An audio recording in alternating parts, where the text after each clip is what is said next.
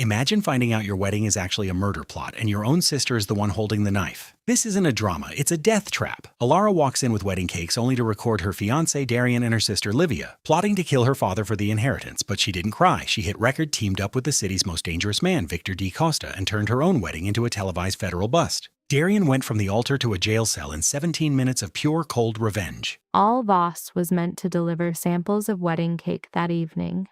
Instead, she stepped into her fiancé's home to hear the man she adored and the sister she trusted methodically erasing her future. But there were no tears, no screams. She simply started a recording, because revenge isn't always served with sorrow. Sometimes it's served with proof. And that file would either be the salvation of her empire or the catalyst for her ruin, to understand the lengths a woman will travel after losing everything. You must listen until the end. Press the like icon and tell me your city. I want to know how far this tale echoes. The sky wept, turning city lights into a watercolor blur on the glass. Parked outside Darian Hale's tower, she eyed the comical pink boxes piled on the passenger seat. 7 varieties of wedding cake: vanilla bean, crimson velvet, lemon lavender, chocolate ganache, each a flawless little square wrapped in paper like a fragile promise.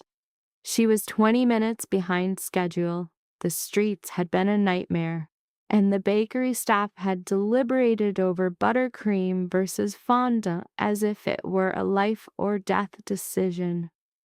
Era gathered the boxes, balanced them on her hip, and sprinted toward the doors. The doorman offered a familiar nod. She had been a fixture here for 2 years, first as Darian's partner, then his betrothed. The penthouse key felt impossibly heavy. Nestled beside a diamond that cost more than a small home, the elevator ascended 43 floors in utter silence. Ara glanced at her image's polished brass doors. Mascara gently smudged, her hair rebelling against the damp air, but she was passable. Not that Darian would notice. He would likely be glued to his laptop, finalizing a deal, offering only a brief glance her way. When the doors opened directly into the foyer, the penthouse was submerged in darkness. An odd detail. Darian always kept lights on, professing that shadows were a reminder of a past where he couldn't afford the electricity. Darian. She placed the cake boxes on the cool marble console.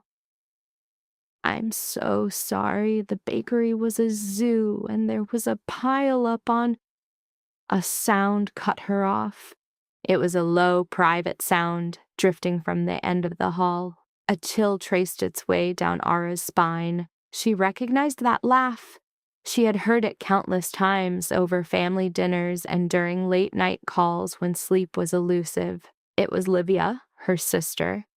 Ara's body moved on instinct, her mind struggling to keep pace, carrying her down the corridor, past vacant guest rooms, toward the master suite. The door was ajar, casting a warm, amber glow onto the gleaming hardwood. We can't keep this up. Darian's voice was coarse, with an emotion that was certainly not work-related stress. She's bound to find out. Then let her. Livia's reply was sharp, brilliant. You're the one who put a ring on it. I said it was a foolish move. The merger demanded it. Her father won't cede the shipping contracts unless his precious girl is securely settled. Yes, Darian, I'm aware. You've said it 40 times. The sound of shifting fabric, then footsteps. But we're both clear you aren't actually marrying her. Ara's hand instinctively reached for her phone. Her fingers trembled, but they knew the passcode, navigated to the recorder, and pressed the crimson circle. 3 more months, Darian stated. Just until the merger contracts are finalized. After that, we handle it. Handle it? How exactly? Livia's laugh was a cruel thing. Are you going to let her down easy? Give her a generous departure gift? I'm going to ensure she has no legal recourse. The prenuptial agreement is solid, but her father's inheritance is not. If we time this perfectly, everything goes to her upon his death. And if she is my wife when he passes, you inherit it all. Livia's tone softened, laced with satisfaction. Community property, ingenious. Not if she receives it before we're wed. That's the gamble.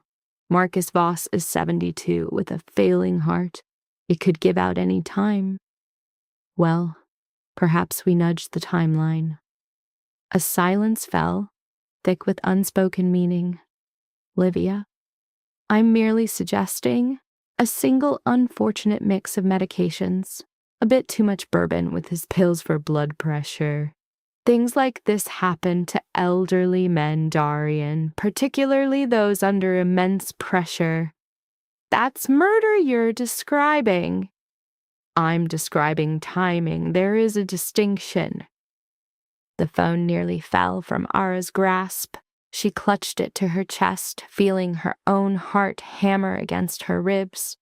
If we proceed, Darian said with deliberation, it needs to be flawless, no evidence, no connections leading back to us. It will be. I've done my research. There are methods, untraceable methods. Livia paused. Besides, Ara won't question it. She's far too naive, too gentle. She'll weep at the service, depend on you for support, and never have a single doubt. She's not as gentle as you believe. Please, my sister can hardly return an incorrect copy without 6 apologies. She's smart, Livia. Do not misjudge her. Smart about organizing charity events and selecting linen colors, not about recognizing what's directly in her line of sight. Footsteps neared the door again. If she possessed any true survival instinct, she would have realized months ago that you can't even bear to be around her. Ara recoiled. A floorboard groaned. Silence. What was that? Darian's voice was suddenly sharp. It's an old structure. Calm down. Go check the hall. Ara fled. It wasn't a choice. It was pure survival instinct. Down the hall into a guest bathroom, she shut the door and twisted the lock. She stood there in the pitch black, the phone still active, hearing only her own ragged breaths and the sound of footsteps outside. Empty, Livia's voice was muffled. You're getting paranoid. I'm being thorough. There's a distinction. Their voices receded. Ara waited 2 minutes. 3. She stopped the recording. 12 minutes, 43 seconds, and unlocked the door. The penthouse remained dark and silent, save for that sliver of light from his room. She could storm in there now, confront them, unleash her fury, and demand answers she already had. But what would follow? Ara stared at her phone, at the audio file proving her fiancé intended to marry her for access to her father's wealth, and might even arrange his death to claim it sooner. And her sister, her own blood, was his accomplice. A direct confrontation would lead to denial, to them twisting the truth, or worse, to them handling her just as they planned to handle her father. Ara's hands grew steady. She returned to the foyer, retrieved the 7 perfect cake boxes, and rode the elevator down. She walked by the doorman, who offered a cheerful comment on the rain, and slid into her car. And then she just sat there, beneath the flickering hum of the garage's fluorescent lights, and listened to the recording. Her father's voice echoed in her memory, a lesson from when she was 16, stung by a friend's deceit. Information is power, Ara. The person with more knowledge always holds the upper hand. Always. She had dismissed it as his usual theatrics. Marcus Voss was a dramatic man, a trait forged from building a shipping dynasty from scratch, from years of outwitting rivals who saw only a poor boy from the docks. But he was correct, and in that moment she held knowledge they didn't, and that was a weapon. Her phone buzzed. Darian. She watched his name flash on the screen, let it ring 4 times, and then answered. Hi, so sorry. She kept her voice airy and untroubled, the voice of a woman whose world hadn't just imploded. The traffic is a nightmare with this rain. Where are you? He sounded normal, even solicitous, a masterful performance. About 20 minutes away. I have the cakes, but I know it's getting late.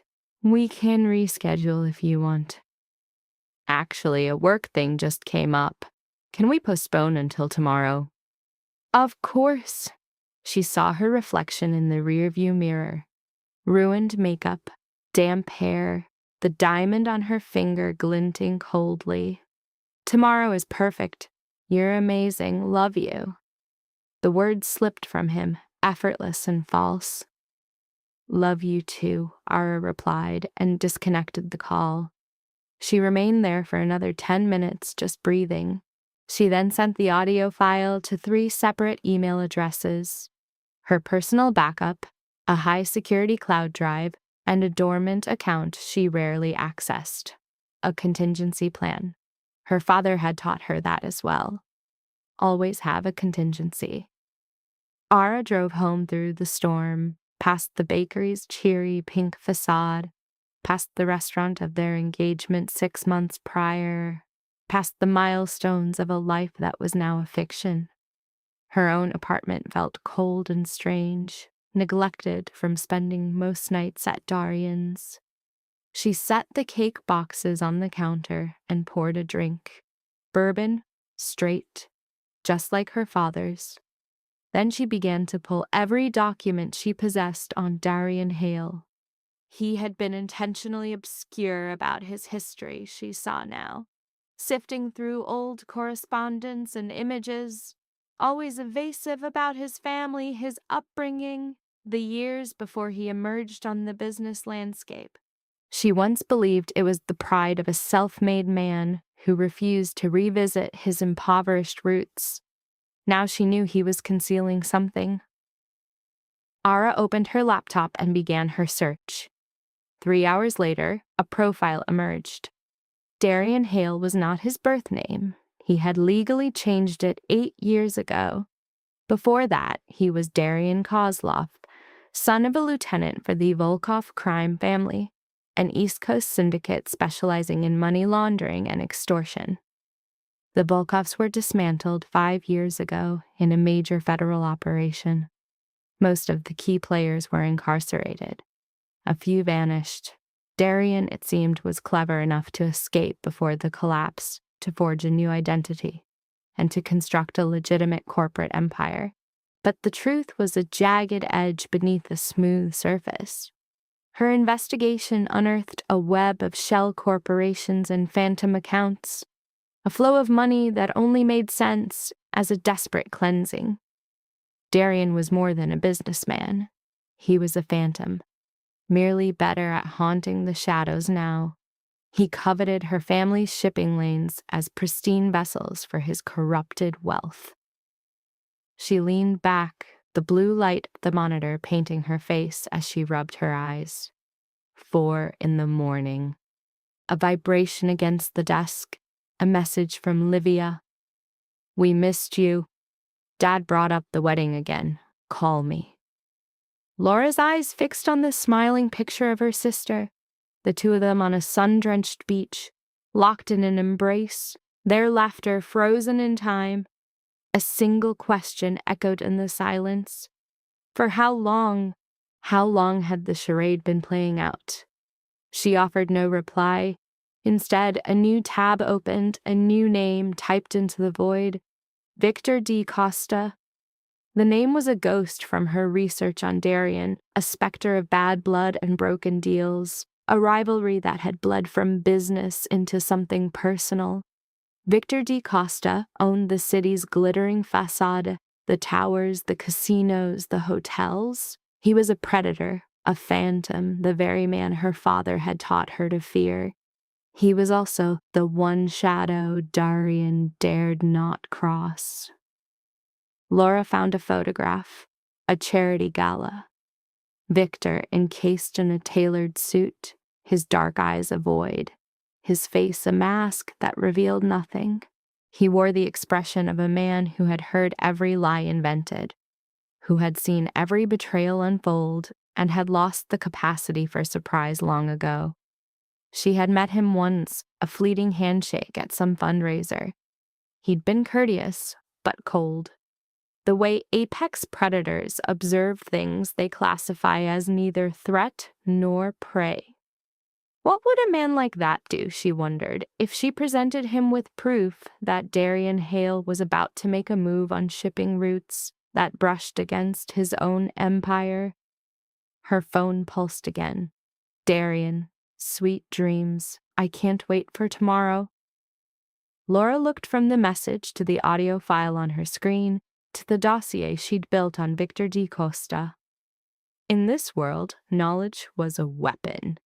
She opened her contacts, found the address for D. Costa Industries, and began to write. The answer arrived with unnerving speed. Not from the man himself, but from a name, Teresa Moss, his executive assistant. The words were sterile, precise. Mr. D. Costa will see you. Thursday, 8 p.m., the Meridian Club. Arrive alone. The message gave her 2 days. 2 days she spent arming herself. She gathered it all. The recording, the dark ledgers, the threads connecting Darian to the Vulov crime family. She created ghosts and echoes of the data, storing them in vaults and with her lawyer under a seal that would break upon her death. And she played her part, smiling at Darian over dinner, allowing his hand to hold hers while he spoke of tropical honeymoons. She sampled wedding cakes, feigning interest in the subtle war between ivory and champagne linens. She sat through lunch with Livia, absorbing her sister's complaints about their father's will, watching the effortless deceit in every smile. And she did not shatter. She revealed nothing. She was, it turned out, a far better liar than she ever imagined. Thursday night arrived. She told Darian it was a night for herself. A spa, some wine, a simple feminine lie. He barely glanced up. The Meridian Club was a fortress of old money, a place that had no need for a nameplate because if you had to ask, you didn't belong. Laura gave her name and was led by a silent attendant down wood-paneled corridors to a quiet room tucked away in the heart of the building. Victor D. Costa was there, waiting. He was identical to the photograph. The suit, the dark gaze, the unreadable expression. But seeing him in the flesh added another dimension, a presence, an oppressive weight in the air that came from years of being the most dangerous man in any room he entered. Miss Voss. He did not rise, only gestured toward the empty chair. You claimed to have information I would find valuable. Laura sat, placing her handbag on the table.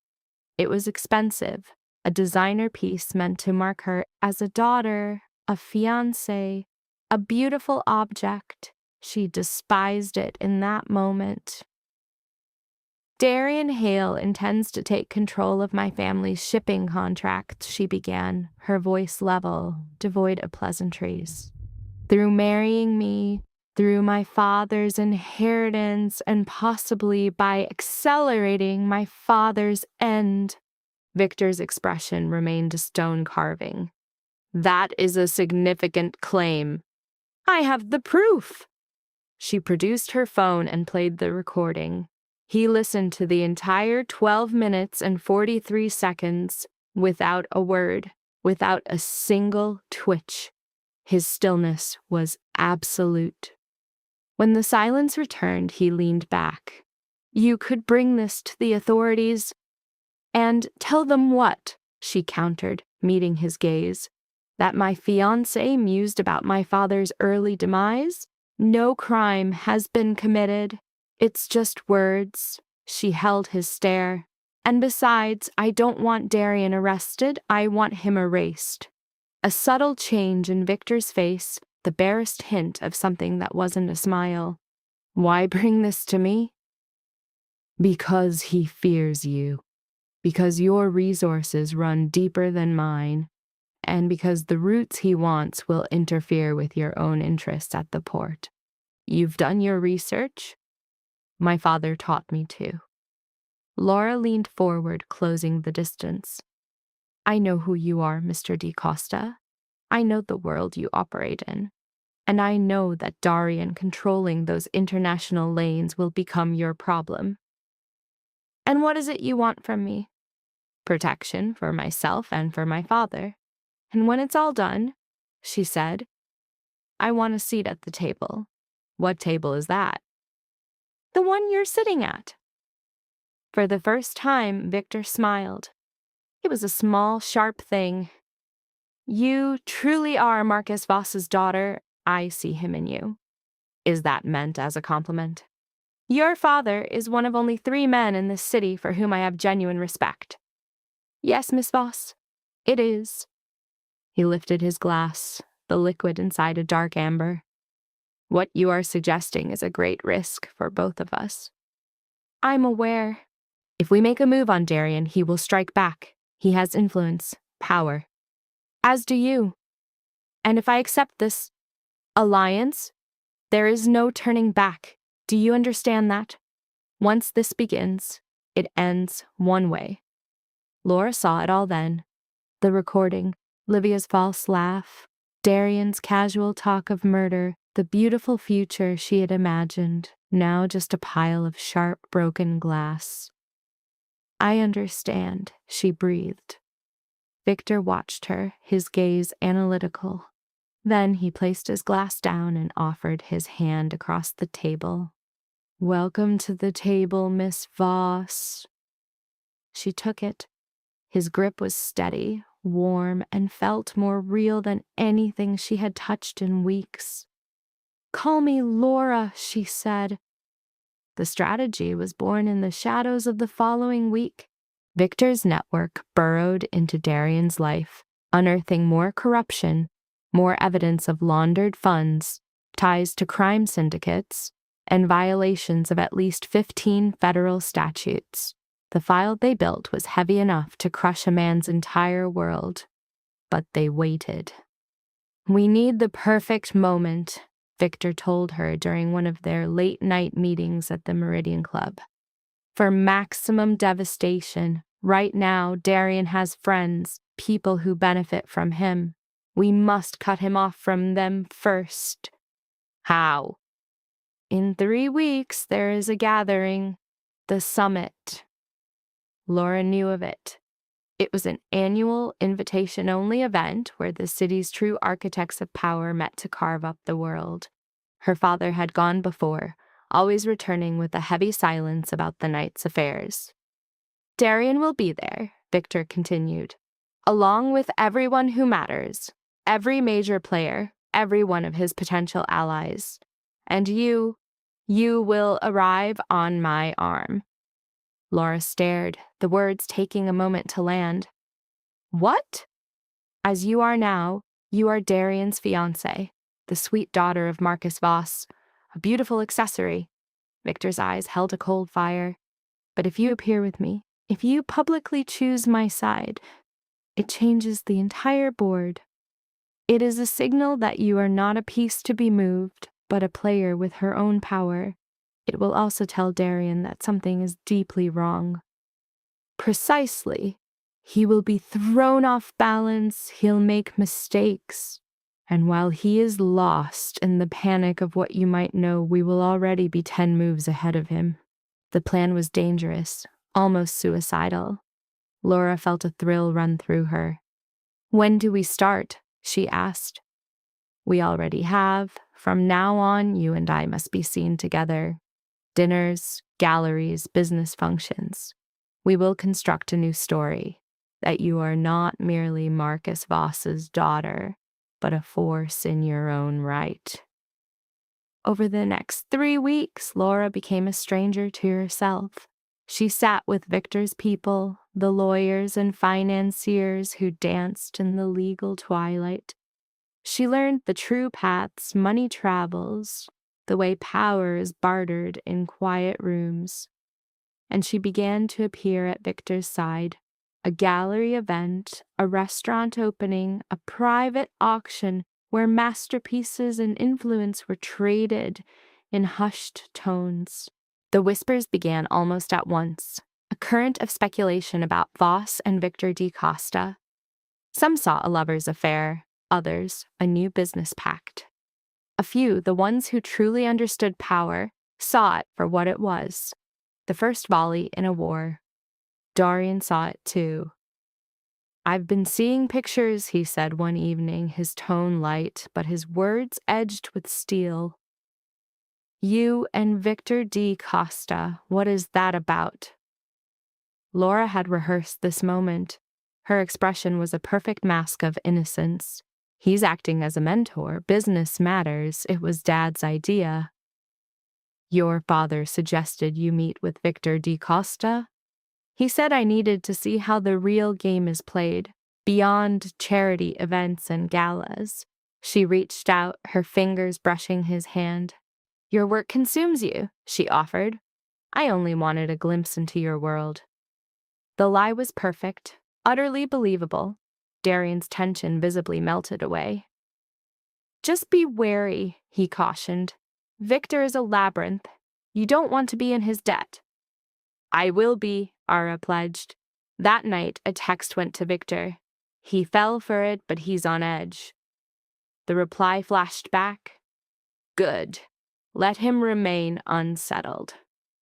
Their summit convened at a mansion past the city's edge, an old, sprawling estate that felt like a cinematic backdrop. Ara appeared on Victor's arm, stepping from his sedan in a gown that outvalued her first car. The security was pervasive, subtle, expert, and without question, armed. "Present a smile," Victor whispered as they neared the doorway. "As if this is all yours." She did as he asked. Every eye was drawn to them as they entered. The chatter died. The hall was a collection of the city's power brokers, politicians, builders, casino magnates, and tech titans who, having amassed wealth, now craved influence. And standing across the expanse was Dorian. He saw her instantly and saw her beside Victor. His face shifted through a spectrum of emotions. Bewilderment, fury, then cold assessment. In roughly 3 seconds, she met his gaze, smiled faintly, and turned her back. "That," Victor noted in a low tone, "is how you ignite a conflict." The rest of the night was pure theater. Ara moved through the crowd with Victor, meeting figures she'd only seen in headlines. Each person was courteous, yet she felt their silent appraisal. They were attempting to place her, to understand her purpose, to gauge her importance. By the evening's close, she had left no doubt. She conversed about enterprise with a casino baron, reviewed shipping protocols with an import-export chief, and contested urban planning with a real estate titan. She was no longer just Marcus Voss's docile daughter. She was Ara Voss, and she had her own agenda. Darian trapped her near the night's end while Victor was engaged in a discussion across the room. "What is this?" His voice was a quiet, menacing threat. "I'm networking. Is that not the point of these events?" "With Victor D. Costa." "Why?" she asked, her head tilted slightly. "I told you it was a business mentorship." "What about him disturbs you so profoundly?" "Because he is a predator, because he has hidden motives, because—" Darian checked himself. "I am trying to shield you." "From what?" He had no reply that wouldn't betray secrets he needed to keep buried. "Simply trust me," he finally pleaded. Victor D. Costa is a presence you do not want in your world. Duly noted. Ara brushed his cheek, a gesture both tender and staged. I should return. We can speak tomorrow, okay? She turned and left before he could object. Victor stood waiting by the vehicle. How did he react? He's shaken. Perfect. They journeyed back into the city, wrapped in a comfortable silence. As Victor escorted her home, he remarked, "You performed admirably tonight, beyond my expectations." Is that another piece of praise? Don't become conceited. Yet a smile nearly touched his lips. The true effort begins now. Darian senses a problem, but he's unaware of what you've learned or how much you've revealed. That ignorance is our leverage. What is our next move? We let him make an error, and he will. Men in his position always do. Ara went to her apartment and fixed a drink, the very bourbon her father preferred, the same one she drank on the night she unearthed the truth. She recalled the young woman who had entered that penthouse 3 weeks prior, carrying cake designs and a meticulously planned life. That version of her was gone, transformed, perhaps shattered, perhaps reborn. Her phone vibrated with a message from Livia. Are you mad? Victor D. Costa, what could you be thinking? Ara looked at the words, her own sister who had conspired to arrange their father's demise. She responded, I'm thinking it's my turn to learn the rules of this game. Why are you so concerned? It took 3 minutes for a reply. Just be cautious. These men are predators. So am I, Ara wrote before erasing it. Instead, she typed, I appreciate the sentiment. We'll speak soon. She drained her glass, gazing at the sprawling city lights. By morning, Darian would begin his hunt. He would make inquiries, call on favors, and desperately try to map the alliance she had truly forged with Victor. And while his attention was fixed in one area, Victor's associates would advance in another, compiling the file, validating the proof, and setting the stage for the moment they would tear his world apart. Ara's phone buzzed once more. It was Victor. Sleep soundly, it read. The war has only just begun. A smile formed on her lips. For the first time in 3 weeks, perhaps in years, she felt a profound sense of purpose, a feeling that was perilous, righteous, and utterly perfect. Darian began his calls at 7 a.m. the following day. Ara let them ring through to voicemail as she sat in her kitchen with coffee, her laptop open to the dossier Victor's team had delivered overnight. More proof, more links. The conspiracy ran deeper than she had ever imagined. Her phone lit up again, this time with a text. We must speak today. She allowed 10 minutes to pass before answering. I'm occupied until 3 o'clock. Coffee after?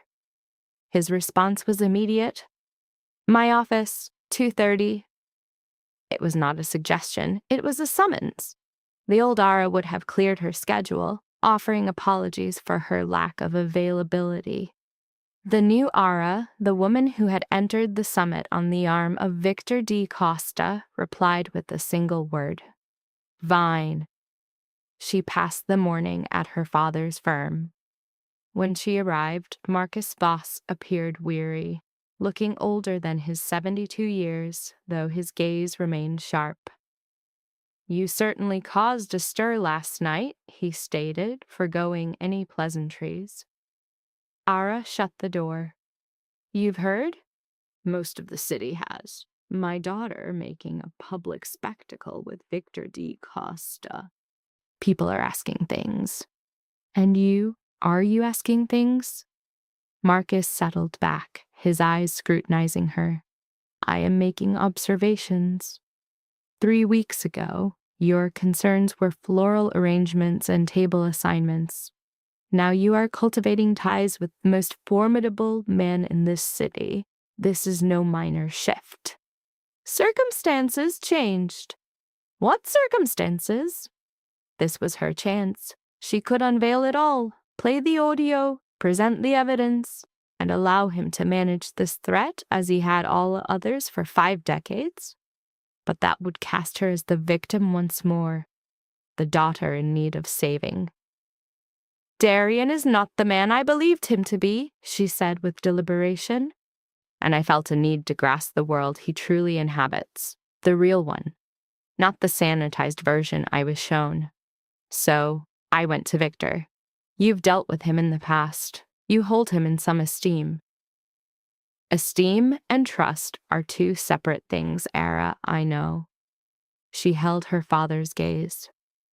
But at this moment, I require someone who grasps the mechanics of power, someone who will not handle me as if I am fragile. A change occurred in Marcus's features. Perhaps pride, perhaps worry, or a mixture of both.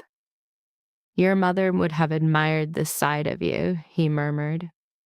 She always claimed you possessed a strength people failed to see. Ara's mother had been lost to her at 12, a swift and cruel cancer. Her memories were now just fleeting sensations, a scent of perfume, the echo of laughter, the click of heels on stone. Darian wants to see me this afternoon, she announced, steering the conversation away from painful territory. He's anxious about the situation with Victor. As he ought to be. What will you say to him? Nothing of substance, just enough to keep him unbalanced. Marcus gave a slow nod. Be cautious. Men who feel trapped are dangerous. I will be. She departed before he could probe further, before he could notice the audio file on her phone, the proof she had gathered, the true extent of her mission. He would learn in time, but not yet. Darian's office was a downtown fortress, the 48th floor, all glass, steel, and severe minimalism. His assistant greeted her with a smile, as if time had stood still, as if Ara were still the devoted fiancé who delivered homemade treats during the holidays. He is awaiting you. Please go in. Darian was by his window as she came in, his back to her as he surveyed the city below. He did not turn. Shut the door, she obeyed. I have been contemplating last night, he began, about you and Victor, and its implications. It implies that I'm learning the trade. He finally faced her.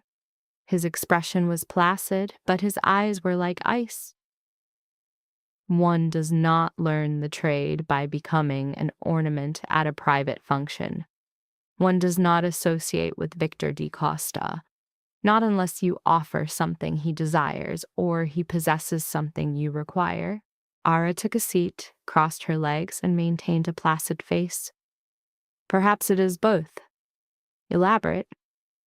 You are perpetually engaged in work, expanding your dominion, finalizing transactions. I wished for a deeper insight into that life. So, I contacted Victor using my father's network. He consented to guide me. Guide you in what, precisely? Investment tactics, the art of reading people, the movement of capital. She inclined her head. Why does this trouble you so intensely? Because Victor DaCosta never extends a kindness without an expected return, and I will not have you indebted to him. The way I am indebted to you. The words emerged with more bite than she intended. A flicker of surprise crossed Darian's face, followed by something colder. What is that meant to suggest? Nothing. I am simply curious why my attachment to you is acceptable, but any other is not. Why your professional ties are considered valid, while mine are viewed with suspicion. Because my associates will not exploit you. And you are certain you will not.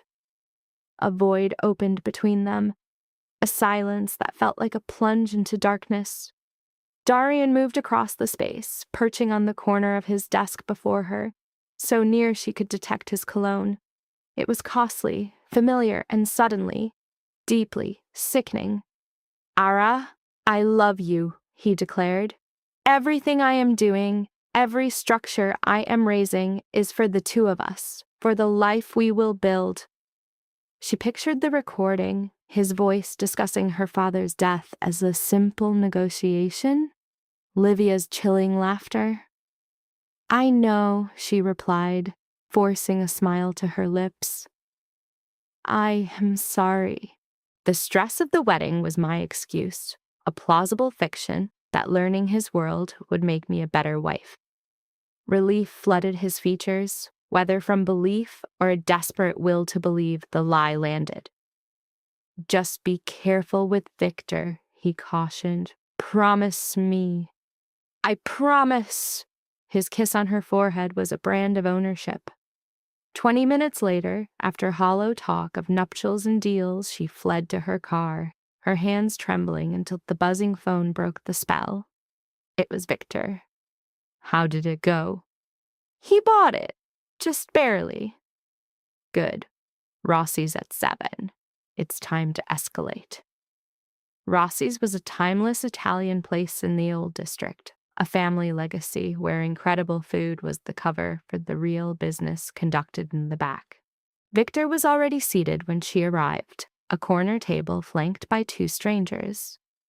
"Ara, meet James Chen and Patricia Morrow. They work for me." James, young and Asian, had eyes that missed nothing.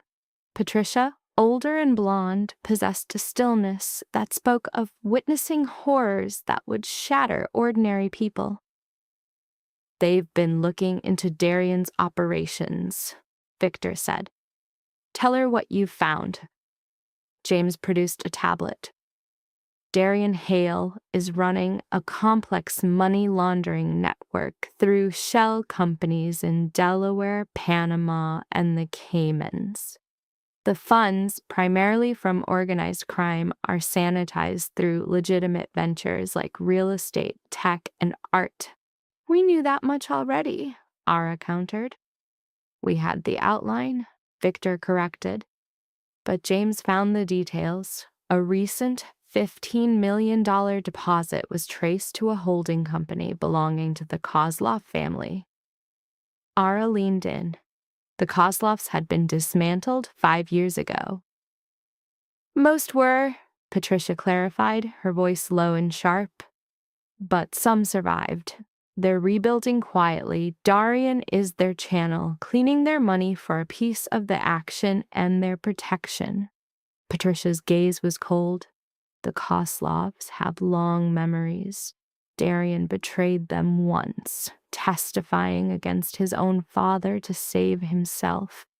They're using him now, the second he is no longer useful." She left the threat hanging in the air. She didn't need to finish. "There's more," James added.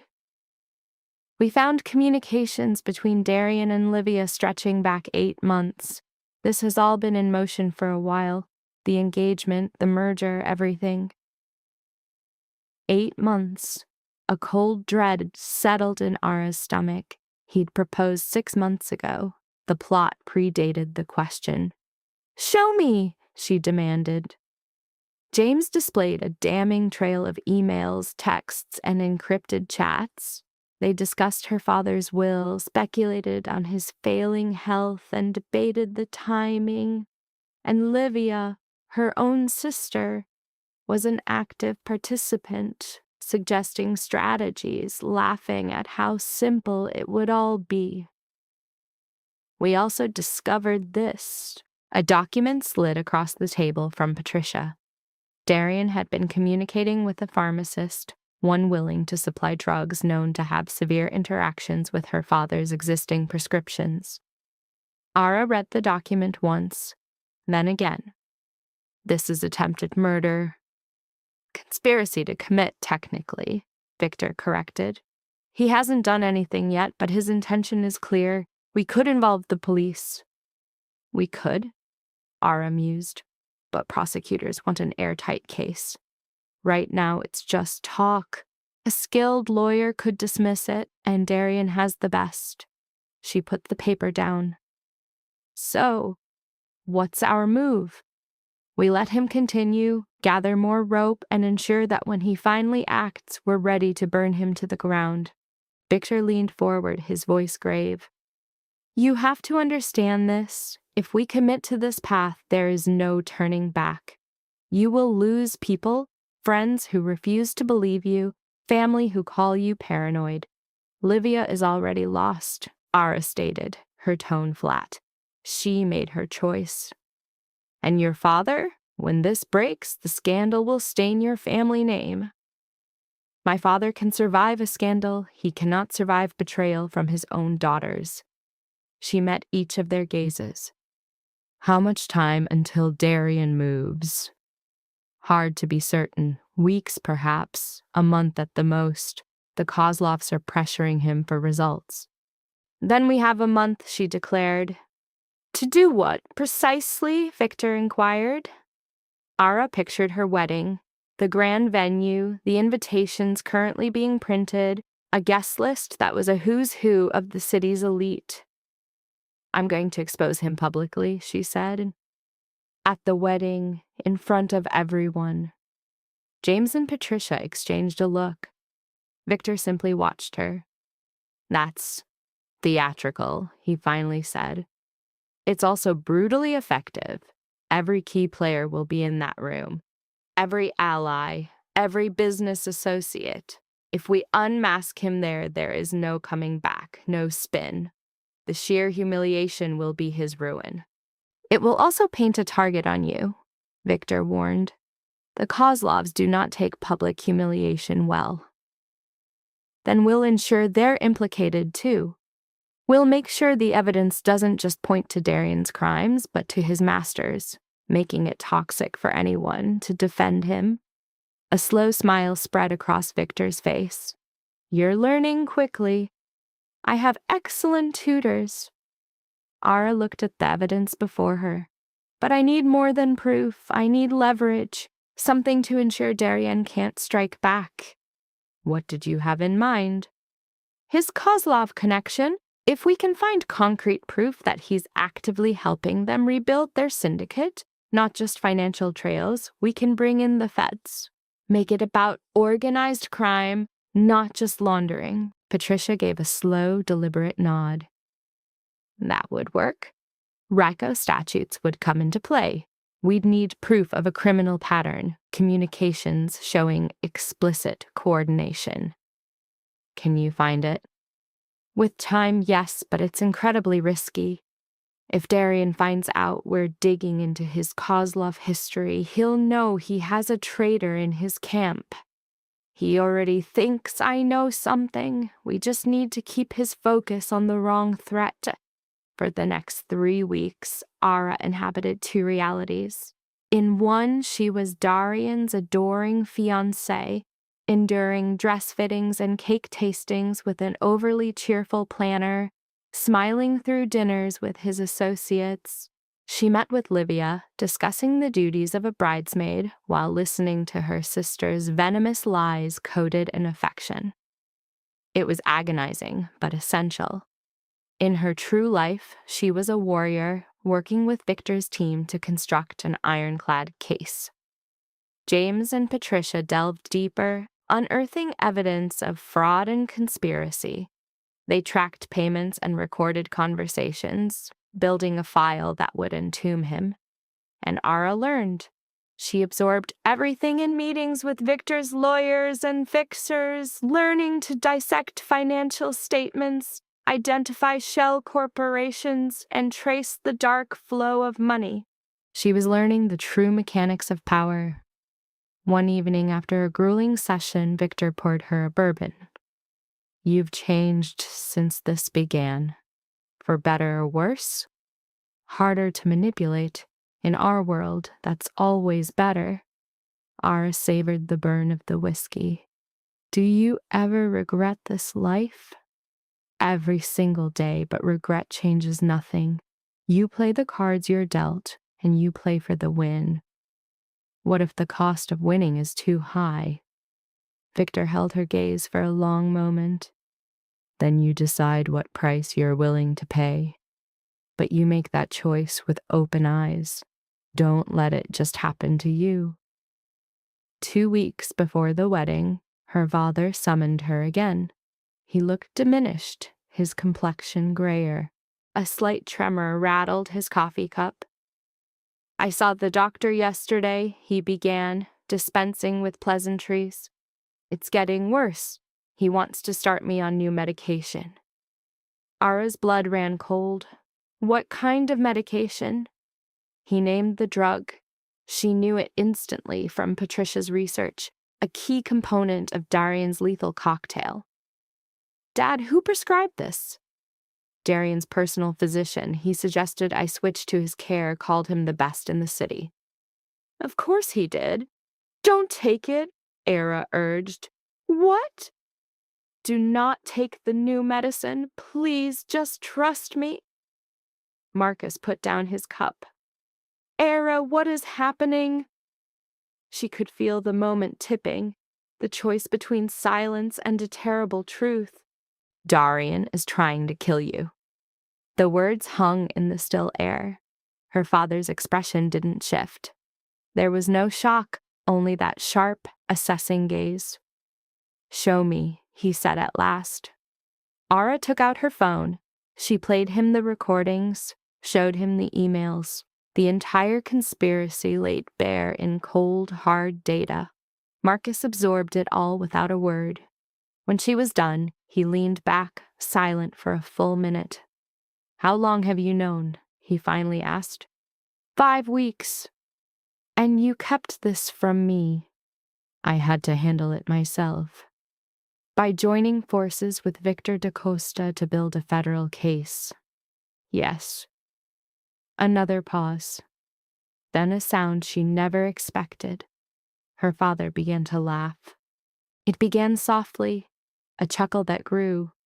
This was not the sound of humor, but of grim validation. I knew, Marcus finally confessed, his voice low. Not the details, but the feeling was there. Something was wrong. Darian's charm had been too polished, his concessions too swift. Men of his caliber do not bargain for love.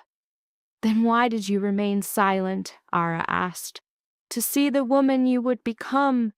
To see if you would ask for my help or if you would find your own. Marcus rose and moved to the window. Your mother. She was just like you. The world saw a beautiful, fragile thing. But she was the steel that ran this family. I earned the fortune, but she guided every choice. This was a history Ara had never known.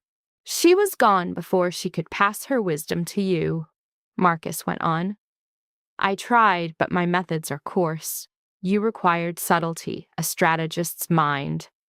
He faced her again.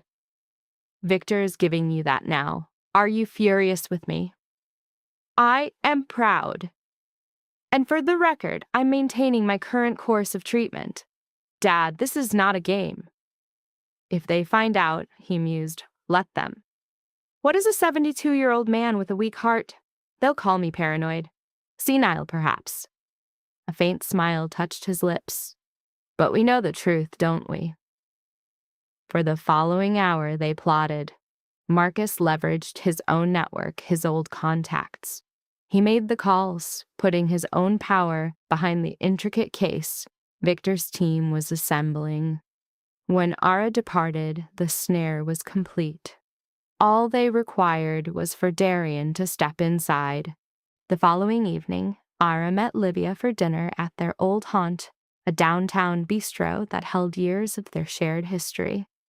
Her sister was already seated, immaculate as ever, her attention on her phone. Hey, Livia said, rising for a hug. It feels like an age since I've seen you. The wedding preparations are devouring me, Ara replied, taking her seat. And you? They ordered wine, their conversation drifting over trivialities until Livia finally asked, So, I heard Dad is changing his physician. That's a positive step, no? Darian's recommendation is supposedly world-class. Ara held her gaze steady. Actually, he chose to stick with his doctors. He dislikes upheaval. You know how he gets. For a brief instant, a shadow crossed Livia's features. What a shame. Dorian seemed so certain about this new doctor. I trust Dad knows his own mind, Ara replied. The talk shifted back to the wedding, to Livia's career, to a trip they promised to take. It was the script of sisterly affection, yet every word felt false. Later at home, she sent a text to Victor. Livia is aware of the doctor's situation. She raised the subject. They are absolutely watching us.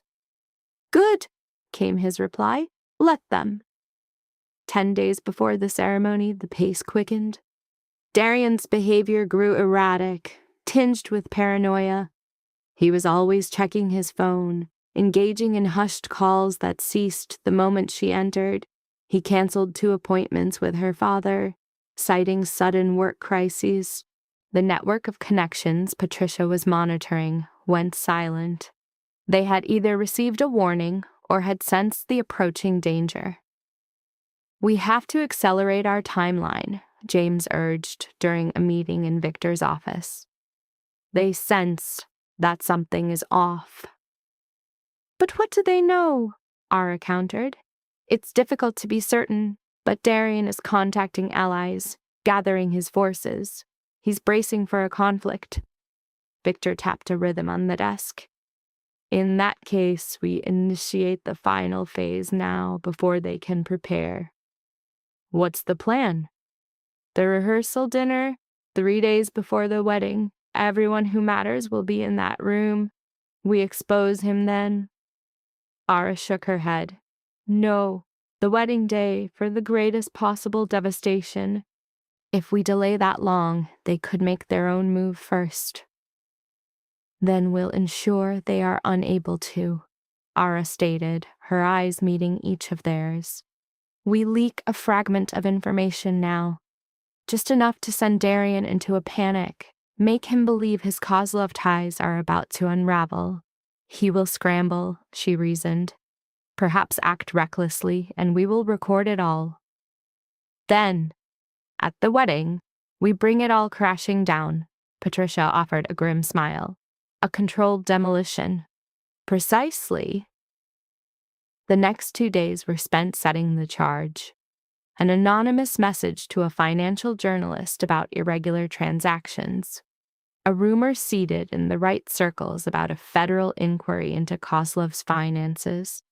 Nothing led directly to Darian, but it was close enough for him to feel the rising heat. The effect was more potent than they'd imagined. Darian's call came at midnight, 3 days before they were to be married.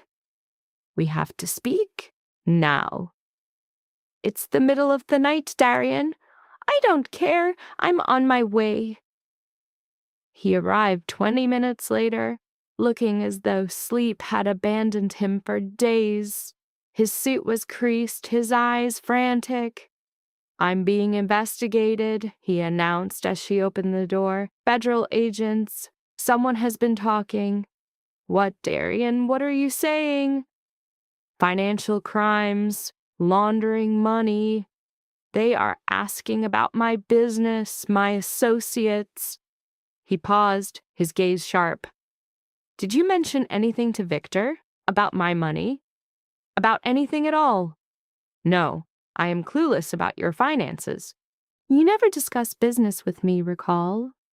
You claimed it would only bore me. He studied her face, searching for a crack in her composure. She offered him a blank canvas. Someone is trying to ruin me, he finally said. Just before our wedding. A person who knows things they shouldn't. Who would do such a thing? I don't know, but I will find out. He gripped her shoulders. Ara, listen. The coming days will be chaos. Allegations will fly, lies will be told. I need your faith in me. You have it. No matter what is said, no matter what they present as proof, remember that anything can be faked. They can twist innocence into guilt. Ara simply nodded. She let him believe her completely. When he was gone, she sent a single text to Victor. "He's terrified. It's working." The response was immediate. 3 more days. Hold on. 3 more days until she would stand before their world and dismantle the man she nearly married. 3 more days until the foundations shifted. Ara poured a bourbon, the premium brand her father favored, and looked out over the city lights. Somewhere in that expanse, Darian was unraveling. Livia was likely beside him, plotting their countermove. Let them plot. Era possessed something far more powerful. She possessed the truth, and in 3 days, it would finally have a voice. The rehearsal dinner was meant for intimacy. 50 guests gathered in the Ashford Hotel's ballroom, surrounded by soft light and flowing champagne. Yet the tension in the air was a suffocating presence they all chose to ignore. Ara's white dress was a calculated choice, a slip of seeming innocence with a ruinous price tag. She observed Darian moving through the room, shaking hands, forcing laughter, embodying the part of the groom-to-be. He was a master of the role. She had to grant him that. Livia was by the bar, speaking with their Aunt Margaret. Their eyes met, and her sister offered a smile that seemed warm but was likely anything but. "Are you prepared?" Victor's voice was a low murmur behind her. He was not on the guest list, an uninvited specter at the feast. Darian had visibly tensed at his arrival, but saw no way to protest without causing a disturbance. "As I'll ever be," Ara murmured. "Your father's men are in place. James has control of the video feed. Patricia is waiting outside with the documentation. When you give the word..." "I know the plan." Victor's gaze was intense. "You can still call this off. We have enough to bring him down without the spectacle." "I don't want to just bring him down. I want the world to witness who he truly is." She paused. Call it ego or call it strategy. A private accusation invites doubt, whispers of a woman scorned. This way leaves no questions. The entire dinner was a stage play. There were speeches from both fathers and toasts to the couple. When her own father spoke of his pride, the hidden meaning was so potent she wondered if anyone else felt its weight. Darian delivered his own tribute to love and their shared future. His words were so persuasive that if Era hadn't known the truth, she might have been moved herself. After his speech, he crossed the room and kissed her. The crowd applauded. All she could taste on his lips was deceit. During the main course, Darian's phone vibrated. Then again, he glanced at the screen and his mask flickered. Making an excuse, he headed for the exit, phone held tight to his ear. Ara met Victor's gaze. He gave a subtle nod. Patricia was waiting outside, likely intercepting the very message that had just shaken Darian. 5 minutes passed before he came back, his smile now a tight, brittle thing. "Is everything all right?" Ara asked. "It's fine, just business," he said, squeezing her hand. 2 more days, and we can leave work behind, just us." "I can't wait," she murmured, the deception flowing more smoothly each time. After the meal, the guests began to circulate. Ara was cornered by Aunt Margaret, who, deaf to the evening's tension, wished to debate flower choices. "The peonies are still my preference," Margaret said, "but we must have a contingency if the shipment is delayed." "Roses are the traditional choice, but so terribly common." "Ara!" Livia was suddenly at her side. "May I steal you for a moment?"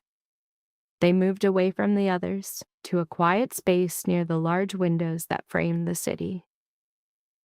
"You seem anxious," Livia observed. "It has been a trying week." Pre-wedding jitters? Ara almost scoffed. No, simply weary. Livia's hand rested on her arm, a gesture of sisterly comfort that felt utterly hollow. I know I have been distant lately. Work has been overwhelming. But I need you to believe that I am happy for you. So incredibly happy. Thank you, Liv. Darian is a fine man, a bit driven at times, but a good man. The two of you will build a wonderful life. The words dripped with a sincerity so perfect they had to be poison. I appreciate that, Ara breathed, the sentiment meaning everything and nothing at once. In her sister's embrace, Ara felt the chilling memory of the recording, of Livia plotting their father's end, of her mocking laugh at Ara's supposed softness. When they parted, Livia's eyes glistened with unshed tears. A sociopath, a master of self-deception, or perhaps both. The evening unraveled around 11. Guests began to drift away with hugs and final congratulations for Darian. Her father made an early exit, citing fatigue, but his glance back at her was a silent novel of shared purpose, a look that conveyed everything words could not. By midnight, only Darian and a handful of loyalists remained among the staff clearing tables. Let's escape, Darian said, his voice heavy with weariness. The drive to his penthouse was a void of silence. Inside, he poured a deep measure of scotch, 3 fingers, and stared out the window. Something is wrong, he finally stated. A jolt went through Ara, but her voice was a steady calm. What do you mean by that? I feel it. A movement against me. Forces chipping away at the foundation of my empire. Who? If I knew, they'd already be handled. He pivoted to face her. But I will find them, and I will handle it. I know you will, she said. He held her gaze. You trust me, don't you?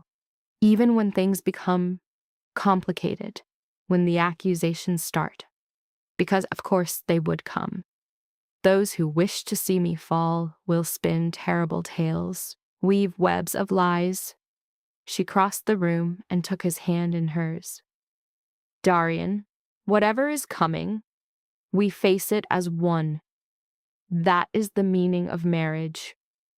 A fraction of the tension eased from his frame. I love you. I love you too, she replied, and the falsehood was a bitter dust in her mouth. She spent the night. To leave would raise an alarm. Lying beside him in the darkness, she listened to the rhythm of his breathing, consumed by the thought of how close she was to the end. Just 2 more days. Her phone vibrated at 3 a.m. A message from Victor. Patricia secured the conversation. He's plotting for you wedding day. We believe that's when he'll attempt the medication switch. We'll be prepared, she texted back. Try to rest. Tomorrow is the final day before the real one. She nearly scoffed. Rest? Impossible. The following morning was a whirlwind of controlled chaos. There was the final fitting for her gown, last-minute calls with vendors, a torrent of trivial decisions that felt monumentally absurd. Ara played her part, smiling for the seamstress, nodding at table arrangements, feigning interest in the choice between French and Italian champagne. Her father called near noon. The medicine was delivered. Darian's doctor brought it himself. You didn't take it? Of course not. But I phoned the physician, told him I was having second thoughts, that I wanted to wait until after the ceremony. His reaction? He was surprised. He tried to persuade me, insisting the timing was critical. Marcus paused. He's part of it, Ara. The doctor is complicit. Add his name to the list? It's becoming quite a long list. Good, her father replied. I want every single one. No loose ends. That afternoon, she met James and Patricia in a cafe near her apartment. They both looked drained. "We have it all," James said, pushing a tablet toward her. Financials, communications, the statements from witnesses. The pharmacist agreed to testify for immunity, and Darian's doctor kept his own meticulous records. It seemed he documented the entire conspiracy, likely as his own insurance policy. It's all in there. Ara swiped through files, seeing months of painstaking work distilled into a case that was airtight. "The presentation is set," Patricia confirmed. 17 minutes? It includes the original audio and all supporting documents. We can launch it from anywhere inside the venue. "Who's on the technical side?" "I am," James answered. "I'll be in the AV booth. On your signal, it goes live to every screen. Video, audio, papers. Everyone will see it all at once." "And the failsafe?" 3 independent systems. Even if his security tries to kill it, the broadcast continues. Ara looked at them, the weight of her gratitude immense. "Thank you for this." Patricia's gaze softened almost imperceptibly. "You're stronger than you appear, kid. Victor was right about you." "What did he say?" "That you remind him of how he was 20 years ago, before the world made him cynical." "I feel pretty cynical at the moment." "No," Patricia corrected, leaning in. "You're filled with rage. There is a difference. Cynicism is when you no longer care. You care so much. You're willing to burn down the world. That's why you're here." Perhaps she was right. Ara no longer knew. That evening, she dined with Victor at Rossi's, at their usual corner table. It felt like a homecoming, a bizarre thought given they'd met only 6 weeks ago. "Nervous?" he asked. "Terrified." "Good. Fear will keep you alert." He poured her wine. "After tomorrow, your life will never be the same. You see that, don't you?" "I know. I mean in a fundamental way. You are incinerating every bridge to Darian's world. Some in my own world will never trust you. They'll see you as vengeful, unpredictable. Others will grant you respect, but you can never return to being just Marcus Voss's innocent daughter." "I don't want to go back." Victor gave a slow, deliberate nod. "Your father and I spoke. He wants you to inherit his operations, to train with me for a few years, learn the real business, and then take the reins. What are your thoughts on that?" "I think you would excel. You'd be more than good. You possess instincts that cannot be taught." He let the words hang in the air. "But it is a brutal existence, Ara. It exacts a price. It costs you relationships, serenity, sleep." "Are you telling me to walk away?" "I am telling you to choose with full awareness, to step into this with your eyes wide open." Ara reflected on the last 6 weeks, on deciphering financial records and identifying shell companies, on sitting in rooms where violence was a tool for problem solving, on becoming a person who could look her fiancé in the eye and lie without a tremor. "My eyes are open," she said. They mapped out the strategy until well after midnight, covering every contingency, every desperate move Darian might make. As Victor drove her home, he told her, "No matter the outcome tomorrow, you have already won. You seized control of your own story. That is what truly matters. Remind me of that when it's done." "I will." The morning of the wedding broke painfully clear, the weather so perfect it felt like cosmic mockery. Ara awoke in her father's house, in the bedroom of her youth. It was tradition. The wedding planner had insisted for the bride not to see the groom. Marcus was already downstairs, looking more vital than he had in months. It was as if this singular purpose had infused him with new strength. "How do you feel?" he asked. "Like I am about to ruin my life?" "No," he corrected gently. "You are about to reclaim it." He passed her a cup of coffee. "Your mother would have savored this. She used to say the greatest revenge is forcing your enemies to witness their own ruin. You speak of her more often now, because you are more like her now." A rare smile touched Marcus's lips. "She would have been proud. Hell, I am proud." The morning became a frantic yet organized blur of activity. The hair and makeup team, the planner with her ever-present clipboard, the bridesmaids arriving in a flutter of matching gowns. Livia appeared around 10 o'clock, radiant and blissful, entirely ignorant of the storm about to break. "You look breathtaking," she said, seeing Ara in the simple, elegant white silk dress, a gown that cost more than a yearly salary for most. "Thanks, Liv." "I can't believe my little sister is getting married." Livia's eyes were moist once more. "I am just so happy for you." The performance was worthy of an award. At 11, her phone vibrated. It was Victor. "Everything is locked in. James is in the booth.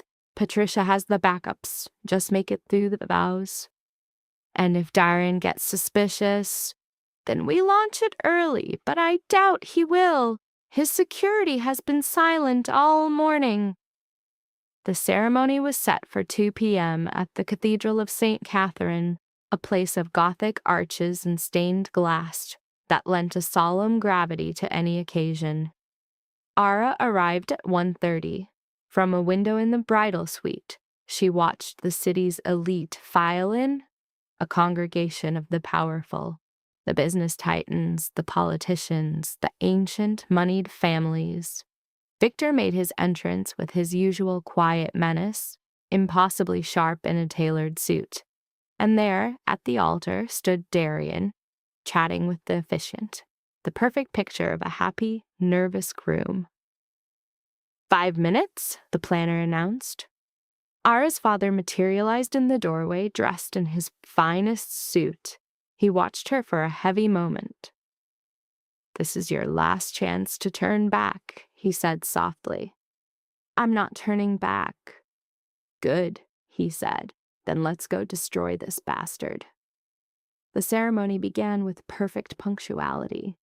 As the music soared, the great doors opened, and Ara walked the aisle on her father's arm.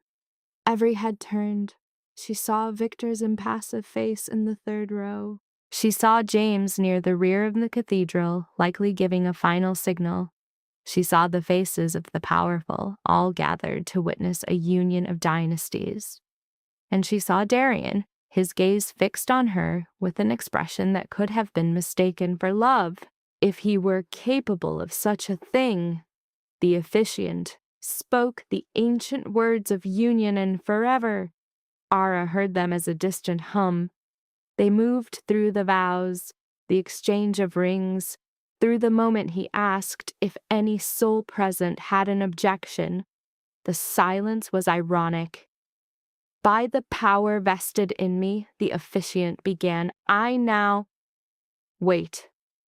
Ara's voice, clear and cold as steel, shattered the sacred silence of the cathedral. "I have something I need to say." A hush fell, a bewildered hush fell. Darian's smile became a mask of ice. "Ara, what?" "I have something that everyone needs to hear." She turned, addressing the sea of faces before her, hundreds staring as she spoke of the man she was to wed. "Ara." Darian's voice was a low, dangerous warning. "Don't you dare." "Do what? Reveal the truth?" She met his gaze. "Isn't honesty the stone upon which a marriage is built?" The cathedral's screens, meant to broadcast the vows, sparked into view. James had launched the sequence. "What is this?" Darian's face turned ashen. This, Ara's voice boomed, is a recording from 6 weeks ago.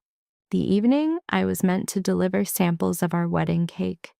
Her voice filled the sacred space, broadcast from every speaker, terribly clear. The merger demanded it. Her father refuses to sign the shipping contracts unless his precious daughter is safely bound to me. Everyone heard the words. Darian, Livia, every soul in the pews.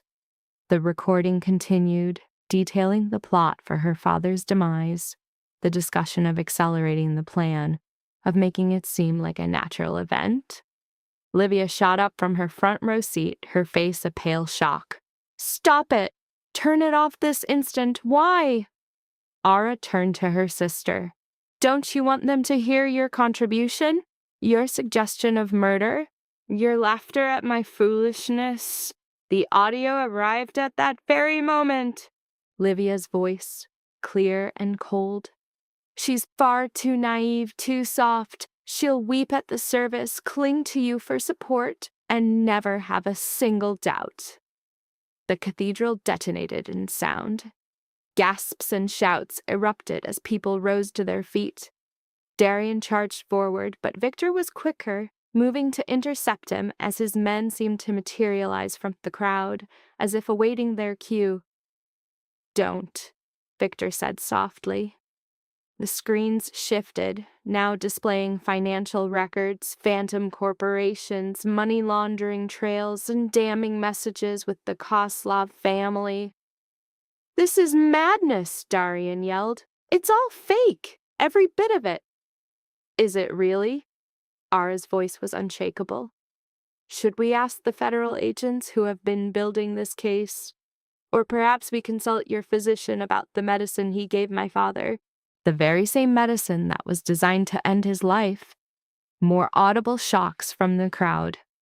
Her father rose from his chair, his eyes fixed on Darian with a look that could warp steel. "You tried to take my life," Marcus stated, "all for some shipping contracts." "No, it's not true. Someone framed me." "Ara, you must believe me. I don't have to believe a thing." Ara stared at him, truly seeing him for the first time. "I know precisely what you are. I've known for 6 long weeks." The presentation rolled on, 17 minutes of damning proof, of witnesses and testimony. When it concluded, no shred of doubt could survive. Darian was left at the altar, his pristine reputation shattering before their eyes. Some guests were already making for the exits, creating distance. Others were clutching their phones, likely contacting their attorneys. Victor's men had formed a calm circle around Darian, not menacingly, but with a clear purpose. "The authorities are en route," Patricia's voice came from near the grand entrance. "Federal agents. They possess all the same evidence. They are coming with charges." Darian stared at Ara, his face a storm of fury, desperation, and pure hatred. "You have destroyed everything," he seethed. "No, I saved everything. There's a world of difference." Livia attempted to flee, making it partway down the aisle, before 2 of Victor's people blocked her path. She was weeping, her makeup streaking. The perfect sister illusion was finally shattered. "I didn't know," she cried. "I never thought he was serious. It was only talk." "You offered suggestions," Ara countered. "You looked up the medications. You understood exactly what you were a part of." The cathedral had plunged into utter chaos. Voices were raised in argument while guards struggled to keep the peace. The wedding coordinator appeared on the verge of collapse. Marcus advanced to the altar, regarding Darian with a frigid calculation. "You targeted my family," he said, his voice low. "My own daughter. You mistook us for being weak?" "Easy, Marcus. We can resolve this. There is nothing left to resolve. You are finished." Marcus then turned to Ara. "You managed this perfectly. I learned from the best." 10 minutes later, federal agents stormed in. They cuffed Darian, reciting his rights as cameras flashed, capturing his fall from grace. Livia was escorted out separately, still sobbing, still professing her ignorance. The wedding guests scattered not long after. A few offered strained condolences. Most simply vanished. Victor remained, ensuring every detail was recorded, that no one attempted any final, foolish act. By 4 p.m, the great hall was silent, occupied only by Ara, her father, and Victor. Well, Marcus finally broke the silence. That was quite the spectacle. Ara let out a laugh that sounded almost like a sob. I needed everyone to witness it. They did. Victor looked toward her. Are you okay? I have no idea. Ask me again tomorrow. Fair enough. They slipped out a side door, dodging the press mob gathering at the main entrance. Marcus went home. Victor offered her a ride, but she chose to walk. She craved the open air, the distance, a moment to absorb the cataclysm she had unleashed. The gown was a hindrance to walking, but she paid it no mind. She had gone 3 blocks when Victor's car slowed to a halt beside her. Get in, he said, his voice coming through the open window. I'm fine. You are wandering in a wedding dress, looking as if you could shatter. Get in the car, Ara, she complied. They drove through the city, shrouded in silence. At last Victor spoke. You realize this is far from over, don't you? Darian will contest the charges. His legal team will tear into your reputation. The press will turn this into a circus. I know. And the Koslovs, they will not be pleased about this disruption to their financial pipeline. Are you attempting to frighten me? I am attempting to prepare you. This is the start of the conflict, not its conclusion. Ara gazed out at the passing city. It looked just as it always had, a landscape of towers and light, filled with people unaware of the life that had just been detonated. Then I suppose we will continue to fight, she said. A ghost of a smile touched Victor's lips. Yes, I suppose we will. He took her to his own building, to a high-security apartment on the uppermost floor. You will stay here for the night, he stated. My men are stationed outside. Nobody enters without my say-so. You believe Darian's associates will retaliate? I believe that desperate men take desperate measures. And at this moment, Darian is a very desperate man. The apartment was pristine, modern, and devoid of any personal touch. Ara sank onto the couch, still swathed in her wedding gown, and finally allowed the dam to break. The sheer gravity of her actions, the connections she had severed, the life she had dismantled. The tears began not as a gentle stream, but as a racking sob she had no power to stop. Victor materialized with a glass of bourbon. He sat beside her, offering no hollow comfort, no reassurances that things would be all right. He simply sat in silence as her world fell apart. When the storm inside her finally calmed, he offered her the glass. Better? He asked. No, but functional. That is all you need to be for now. Ara took a sip of the bourbon. It seared. Everything seared. What is the next step? She asked. Next, we ensure Darian does not get back. The federal case is strong, but we must maintain the pressure. Ensure none of his allies dare to intervene. And Livia, she will most likely turn on him, testify against Darian to protect herself. She is my sister. She assisted in a plot to murder your father. There are times when family is not a bond worth preserving. He was correct.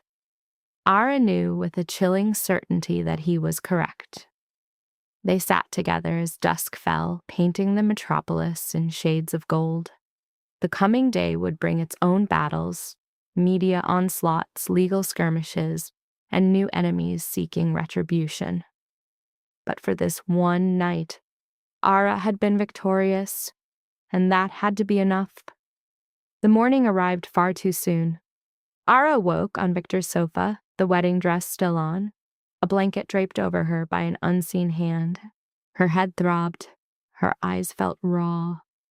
Victor was already up, seated at a dining table with his coffee and 3 different newspapers laid out before him.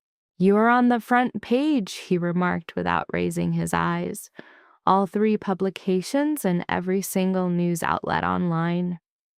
Ara pushed herself up. Aches ran through her. "How severe is it? That depends on your point of view." He slid one of the papers toward her. The Times is branding it the scandal of the decade. The Post chose the headline, "Wedding Crasher." The Journal, at least, attempted real journalism, concentrating on the federal indictments. The photograph on the cover showed her at the altar, still in the gown, as Darian was being escorted away in cuffs. Her own expression was a blank slate. She looked like someone she didn't know. "There is also video," Victor informed her. "Someone filmed the entire event. It is now everywhere." "Of course it is. Your phone was ringing incessantly. I powered it down around 3 in the morning." She forced herself into the bathroom and stared at her reflection. Mascara traced paths down her cheeks. Her hair was a tangled mess. The dress was a wrinkled ruin. She appeared as though she had survived a great battle. Perhaps she had. She cleansed her face, made a futile attempt to tame her hair, then surrendered. When she emerged, Victor had a cup of coffee prepared. "Your father called. He wants to know if you are okay." "Am I okay?" "You answer that." Ara considered the question. A day ago, she had unmasked her fiancé as a potential killer before everyone she had ever known. She had shattered her own sister's life. She had become the epicenter of the most explosive scandal the city had witnessed in ages. "I am still breathing," she said at last. "That is worth something. It is worth everything." Victor consulted his watch. "The federal prosecutors wish to see you this afternoon to review your statement, to prepare you for a trial. So soon? They are not wasting any time, likely concerned that Darian's network will try to bury evidence or threaten witnesses." He paused. "There is one other thing. Livia's lawyer has made contact. She is asking to speak with you." "Absolutely not." "That is what I conveyed to them, but she insists she possesses new information, details that were not included in the evidence we gathered." "Such as?" "They were not specific, but I would wager she is trying to secure her own survival. Likely dangling testimony against Darian in return for a plea agreement." Ara drank her coffee. The coffee was potent and bitter, a perfect reflection of her new reality. She would testify, needing no rehearsal from him. Victor simply nodded. "Patricia is downstairs," he said. "She has clothes, the necessary files for your meeting with the prosecutor, and security." The word hung in the air. The Kozlovs just lost their channel for moving money. They won't take it well. Of course, the Kozlovs. She'd been so consumed by Darian and Livia she'd nearly forgotten the crime syndicate that now wanted her eliminated. "How much danger am I in?" she asked. "Frankly, a great deal, but we're on it. My people are watching you, your father, anyone they could see as leverage." This was pure madness. "This is the world you chose to enter." Victor's tone was grave. "You could still retreat, offer testimony from protective custody, and vanish for a few months until the trial ends." "And live how? Forever glancing over my shoulder in fear?" "Possibly." "No." She set down her cup with finality. "I will not hide. I started this in the light, and I'll see it through in the light." A hint of approval touched Victor's expression. "Then we'll face it head on." Patricia appeared 20 minutes later, a garment bag in one hand, a thick file in the other. Her eyes scanned Larara. "You look like you've been through a war," she said. "Thanks, that's reassuring." "I brought a change of clothes." "Der shower's in there. We have to be gone in 40 minutes. The water helped cleanse her. The clothing, a simple black suit of understated expense, helped more. Once dressed and made up, she almost resembled a person again. In the car, Patricia outlined the situation. The lead prosecutor is Sarah Chen. She's sharp, aggressive, and meticulous. She will want a chronological account of everything: the recording, the investigation yesterday. Recount the truth. Do not elaborate. Do not guess. And Livia?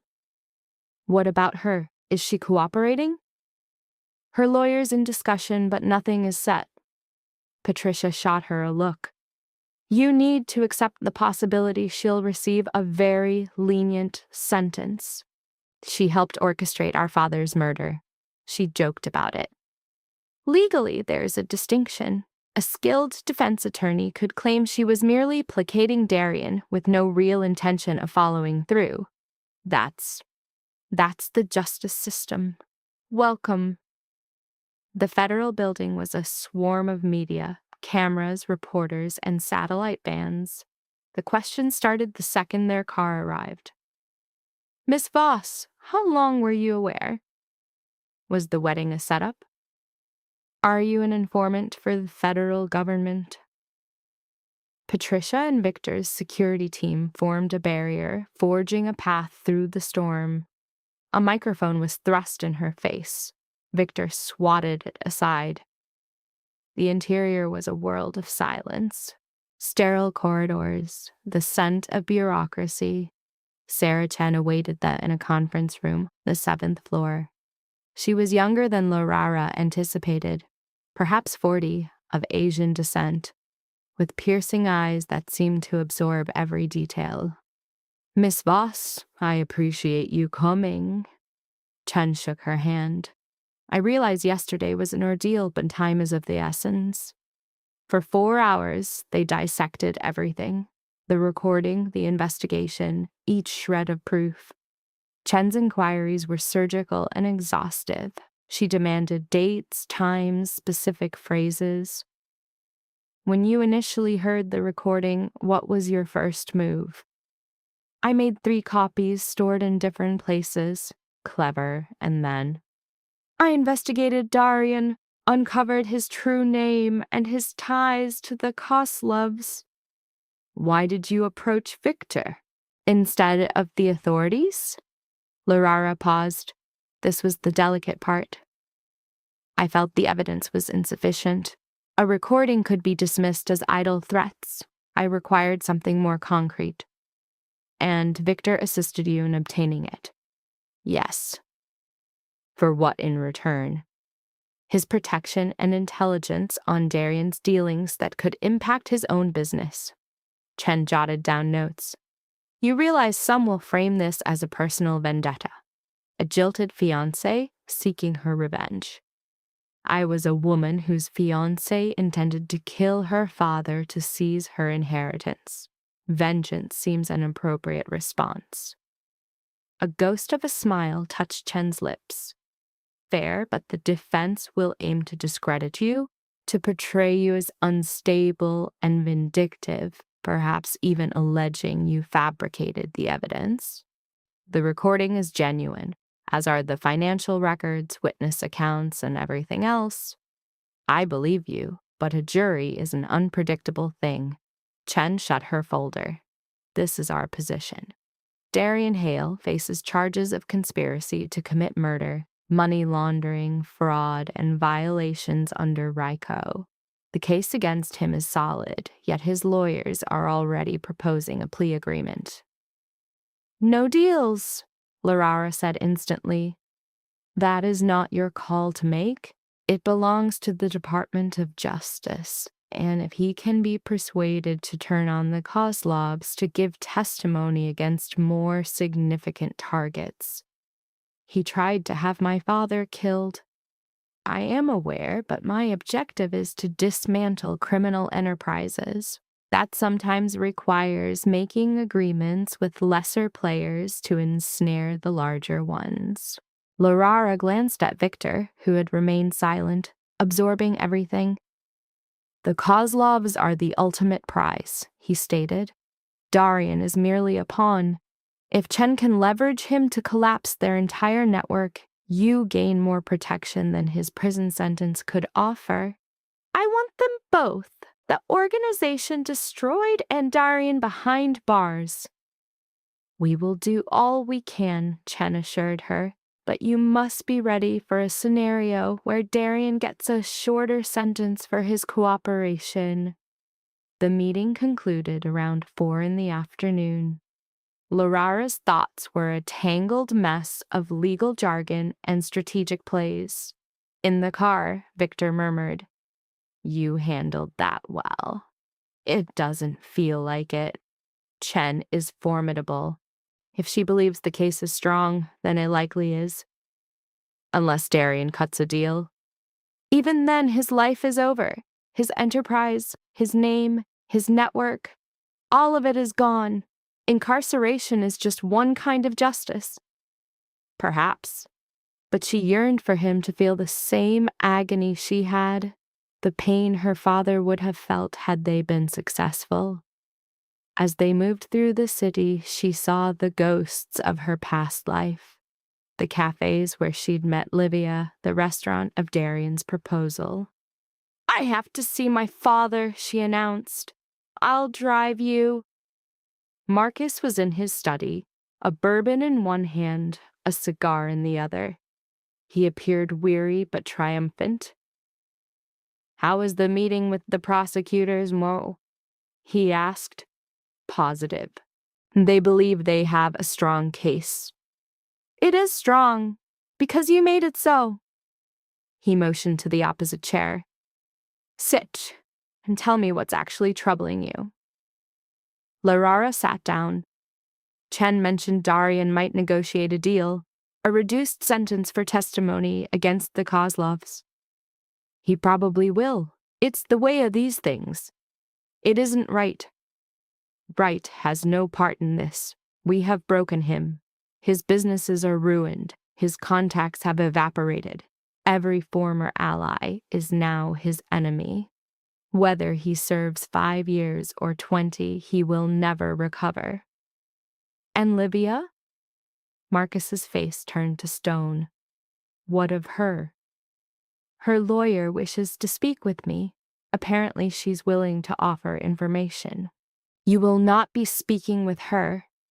"I know, but Victor believes she might testify against Darian to protect herself."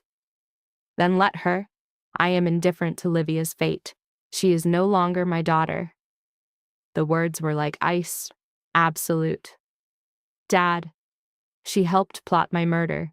She laughed about it. There is no path back from such a betrayal, Larara." Marcus took a deep swallow of his drink. "If you want my counsel, concentrate on what you can influence. The trial, your own safety, your future. Allow the legal teams to deal with Livia." He was correct. She knew he was. Yet Livia had been her sister, her closest confidant for 26 years, before this nightmare began. That evening, Victor took her to a small Italian restaurant in the warehouse district. It was quiet, secluded, far from the media's glare. "You must eat," he said, as she merely moved the pasta on her plate. "I have no appetite." "Eat regardless. You've gone 2 days without a proper meal." She managed a few bites. They were tasteless. "Speak with me," Victor urged gently. "What is weighing on your mind?" "I'm questioning if I made an error exposing Darian.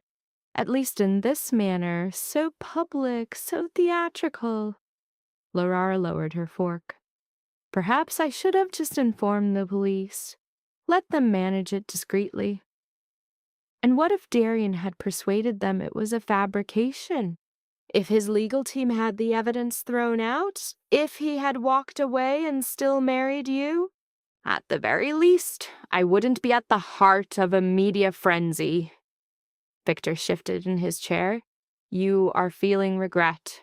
It's to be expected. Is it? You have just detonated your own life. Questioning that decision is only natural. He paused. But answer this for me. If you could rewind 6 weeks with the knowledge you have now, would you act any differently? Laurara considered it.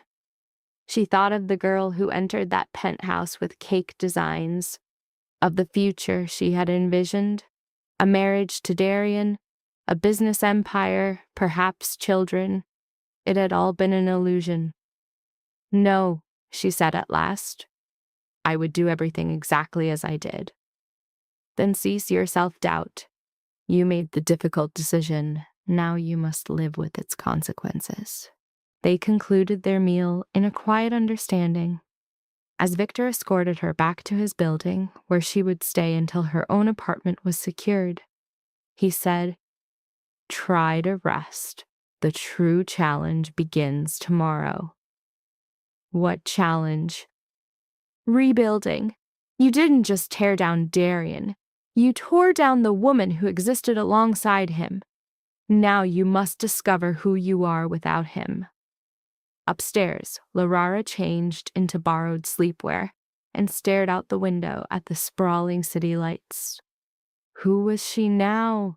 Not just Marcus Voss's sheltered daughter, not Darian Hale's bride-to-be, not the timid girl who would apologize for a barista's mistake. She was something else entirely. Someone who had chosen the brutal truth over a beautiful lie. A woman prepared to burn down her own world to defend what she loved. Perhaps that was a foundation. Her phone sang a low tone.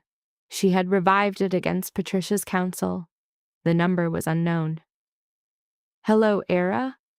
Livia's voice was a ruin of shed tears. Please, just listen. Every instinct screamed to cut the line, but a strange gravity held her there.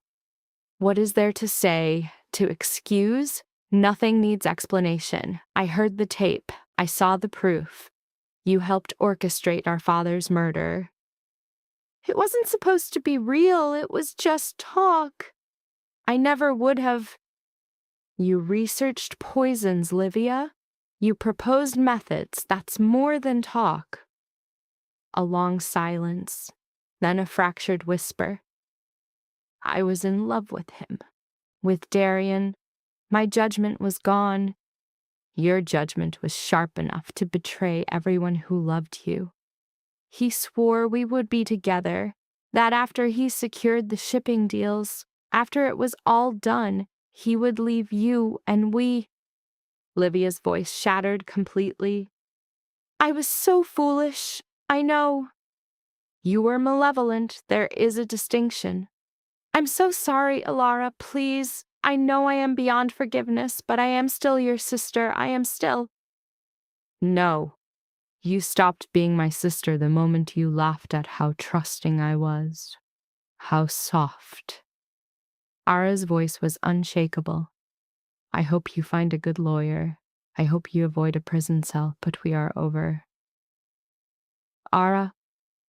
She ended the connection. She then blocked the contact, poured a measure of whiskey, and let herself weep one last time for a sister who was never truly there. The following weeks became a montage of legal strategy, sworn statements, and controlling the narrative. Darian's counsel tried every angle, alleging the recording was a forgery, that she had engineered the whole affair with Victor to crush a rival. None of it landed. The evidence was too absolute. Livia, as Victor had predicted, broke. She testified, revealing details of Darian's network that even Ara hadn't known. In return, she was granted a deal. 3 years probation, no time served. Marcus refused her calls. He excised her from his will, the family, and his life. Ara felt nothing about it, only a hollow sense of relief that the chapter was closed. The Kozlov matter was more complex. Federal teams hit 3 of the properties, arresting 6 associates and seizing millions. But the family's core leadership remained untouched, operating from deep within Eastern Europe.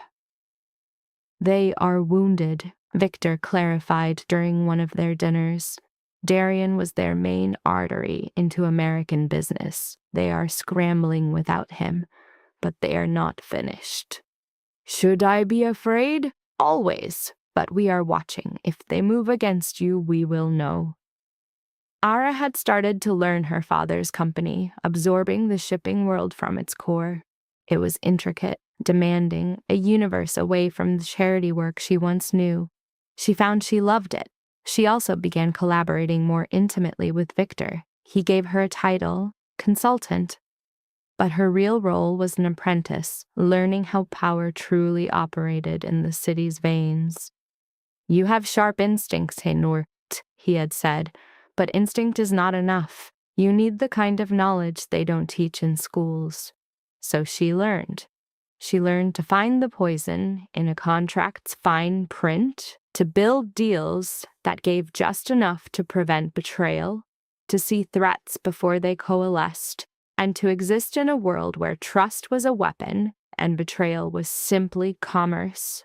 3 months after the wedding that wasn't, Darian's trial started. Allura was present every day, a still figure in the gallery, watching the prosecution build its case with the recording, financial trails, and testimony from dozens. Darian's defense was feeble. They cried entrapment, painted her as the mastermind, even suggested she was unstable. The jury was unmoved. The verdict returned after 4 days. Guilty on all charges. Sentencing was set for 2 weeks later. The state asked for 20 years. Darian's lawyers pleaded for 10. The judge gave him 15 with a chance of parole after 10. It was not enough. It would never be enough. But it was a consequence. Ara left the courthouse flanked by her father and Victor. The media swarmed. Miss Voss, your thoughts on the verdict? She stopped, her eyes finding the cameras. Justice is not always satisfying, but it is necessary. Darian Hale tried to ruin my family. He only succeeded in ruining himself.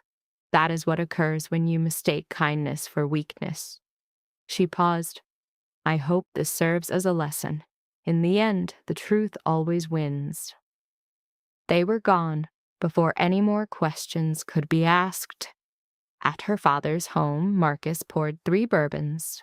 To survival, he toasted, raising his glass. To truth, Ara responded. Victor simply smiled and drank. Later, long after Marcus retired, Ara and Victor sat on the patio, watching the city lights breathe below. What now? She asked quietly. What do you mean? Darian is imprisoned. Livia is an outcast. The Kozlovs are weakened. It's done. What comes next? Victor let the question hang in the night air. You rebuild. You discover what your life is now that it is not defined by this. What if I don't know what I want? Then you experiment. You try. You make mistakes. He looked at her then. You are 26 years old, Ara. You just endured something that would have broken most people. You have time to find the rest. Do I? The Kozlovs are still a threat. Darian has friends. Many people believe I am a monster. There will always be enemies. That is the price for standing your ground. Victor placed his glass down. But you are not alone. You have your father. You have me. You have abilities most will never possess. Is that meant to be comforting? It's meant to be honest. They sat in the quiet for a time. Then she spoke. Thank you. I wouldn't have made it through this without you. Yes, you would have. Perhaps differently, but you would have survived. You are stronger than you know. Everyone keeps saying that because it's true. Victor stood. Get some rest. Tomorrow we begin the next phase. What next phase? Your father wants you to manage the international operations, shipping lanes through Asia and Europe. It is complex, high stakes.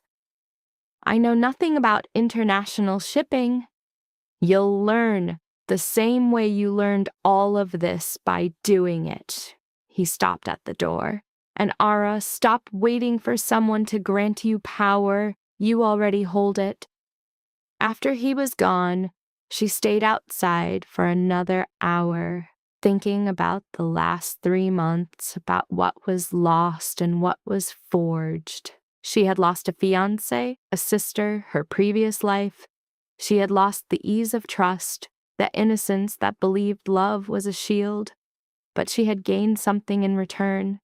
A core of steel, a clarity of sight, the ability to meet her own gaze in the mirror. That was worth something. Perhaps it was worth everything. Her phone buzzed. A text from a shadow. Congratulations on the verdict. You won this round, but the game isn't over. A friend of Darian's. Ara looked at the words, felt that familiar, cold spike of fear. Then she erased it and blocked the number, let them come. She had survived Darian. She had survived her sister. She had survived the very public demolition of her life. Whatever was next, she would survive that as well. And maybe, in time, she would do more than survive. Maybe she would thrive. The ominous text was the first of many. Over the next 2 weeks, Ara received 6 more messages from shifting numbers. Nothing concrete, nothing traceable, just dark reminders that someone wanted her afraid. She presented them to Victor at his office one morning. Amateur, he said, scrolling through the threats. If the Kozlovs wanted you gone, you would already be gone. This is just static. Comforting. It's the truth. Real danger doesn't send a warning. He passed her phone back. But we are increasing security. Better to be safe than sorry. Ara had relocated to a new apartment. A high floor, a guarded lobby, a security system fit for a fortress. Patricia had orchestrated the entire setup, analyzing sight lines and access points as if for a siege. Perhaps she was. The work was a solace. Ara immersed herself in her father's company, spending 12-hour days deep in the language of trade agreements and port laws. It was enough to keep her mind from wandering. Marcus was pleased. You're grasping this more quickly than I did, he noted one afternoon. Your mother would have been proud of you. You say that because it continues to be true. He signed the contract. I am appointing you VP of International Operations effective now. Dad, I have only been at this for 3 months. And you have already salvaged 4 major deals, found 3 cost-saving measures, and prevented a disastrous entanglement with a triad front. Marcus met her gaze. You are ready. More importantly, the board believes in you. After Darian, they view you as someone who can see a threat coming. Great. I am the family's human lie detector. You could be worse. He stood, gathering his papers. There is a shipping conference in Hong Kong next month. Figures of power from every corner of Asia. You will go, he had said, and you will represent this family alone. Victor would be there, a shadow at the same table, separate ventures, yet their interests would intertwine. He'll protect you. Of course Victor would be there. He was always there now, a silent planet pulling her into his orbit. Ara hadn't yet found the words for how that felt. Hong Kong was 6 weeks away, but nearer storms were gathering. One of them blew into her office on a Tuesday, forgoing the courtesy of a knock. Livia looked eroded.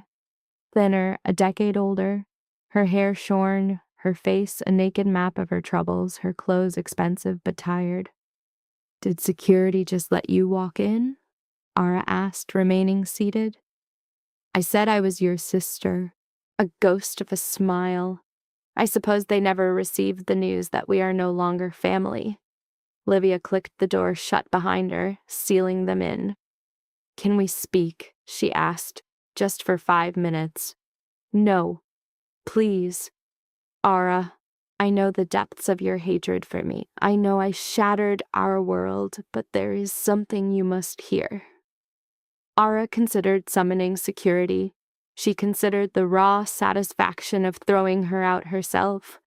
Instead, she heard herself say, "You have 3 minutes." Livia sank into the chair opposite her.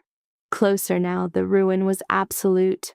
Bruised shadows beneath her eyes, hands that danced with a frantic, unending tremor. "I testify again next week," she began. "A federal grand jury. They are forging a cage for the Kozlov leadership. I'm aware," Patricia informed me.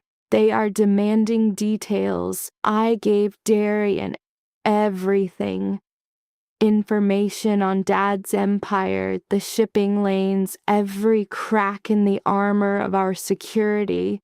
Livia's voice fractured. "I handed him every secret, every vulnerability.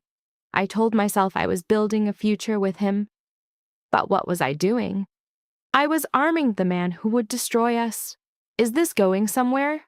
The point is the Kozlovs know I am the voice that will condemn them. They know I hold the key that could dismantle their entire American enterprise." She looked up, her eyes hollow. "My attorney believes they will try to silence me before I can speak, then find protection. The government has programs for this, witness security. I begged them. They told me the threat was not yet credible. Not until a plot shows its face in the light." Livia's hands were a knot of white knuckles. "I'm terrified, Ara. I know I have no right to your help. I know I earned whatever fate finds me. But I'm so scared." Ara looked at the woman who was once her sister, the girl who had laughed as their father was lowered into the ground, who had helped orchestrate the theft of their legacy. She searched within herself and found a void. Not sympathy, not even anger, just a profound, weary emptiness. "What is it you want from me?" "I don't know. Perhaps just the chance to say I'm sorry. To tell you that every morning I wake up drowning in the wish that I could turn back time." Livia brushed at her eyes. "You were always right. I ceased to be your sister in the moment I chose him. Over you, over Dad, over all that ever mattered." "Yes," Ara agreed quietly, "you did. Can you ever find it in you to forgive me?" Ara let the question hang in the silent office. She truly considered it. "No," she said, the word falling like a stone. "I can't, because forgiveness implies that one day I might trust you again. And I will never trust you again, Livia. You burned that bridge yourself." Livia nodded, as if this was the only answer the universe could offer. "Then I suppose this is goodbye. That was 3 months ago. This is merely you catching up to the truth." Her sister rose and moved to the door, her hand hovering over the cold brass handle. "If it means anything, you were always the stronger one. My own jealousy was a veil I could never see through." She glanced back. "I hope you build something magnificent. I hope you find happiness. I hope," her voice gave out, "I hope one day you can remember me without the hate. I don't hate you, Livia. I feel nothing for you. And that, I think, is so much worse." Long after she was gone, Ara sat in the deepening quiet, her gaze fixed on a world only she could see. Patricia materialized at the threshold. I saw her leave. "Are you okay?" Define okay. A fair question, Patricia entered, closing the door softly. For what it's worth, her fears about the Kozlovs are not unfounded. We've been listening to the whispers. There's a definite appetite for ensuring her permanent silence. That sounds like a problem for someone else. If they succeed, the government's case weakens.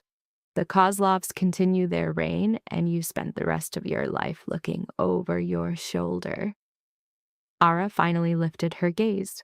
What are you proposing? I am proposing that sometimes the most strategic play is to protect the person you despise.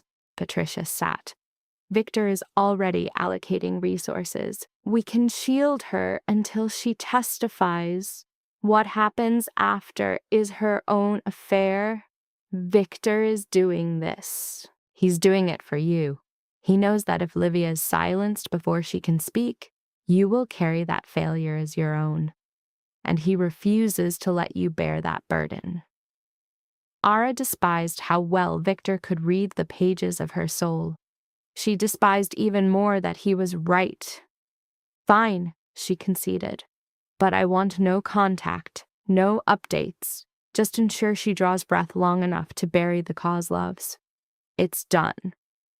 The week that followed was a study in tension. Ara moved through her days like a phantom.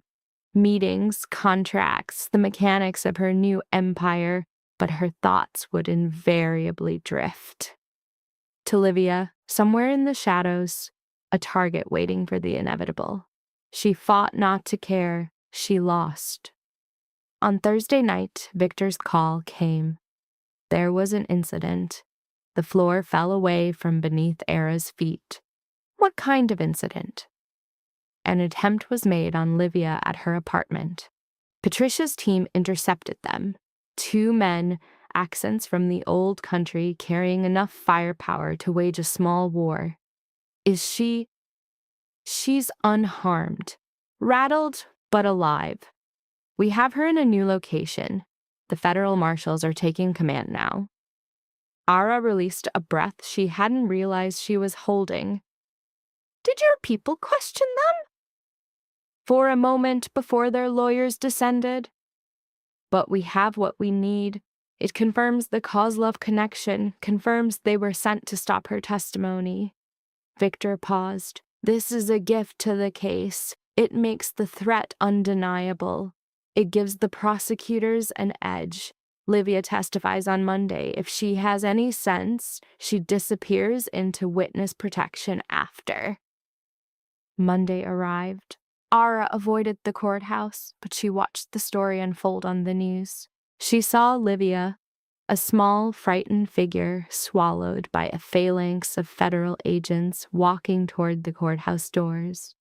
A sliver of her, a forgotten, buried piece, felt a pang of sorrow for her sister. The rest of her just felt the immense weight of exhaustion. The testimony was a 6-hour exorcism. Livia gave them everything she had. The names, the dates, the secret ledgers, the operational blueprints. It was enough to bring down 12 men, including 2 scions of the Kozlov family itself. By Tuesday, raids were sweeping across 3 states. By Wednesday, the Kozlov's American dynasty was a ruin. That night, Victor took her to dinner to mark the victory. The same Italian restaurant, their same secluded corner. You did it, he said, his glass raised.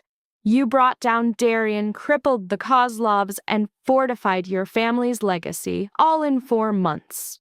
We did it, she corrected. None of this was possible without you. You would have found another path. You are nothing if not resourceful. He offered a small smile.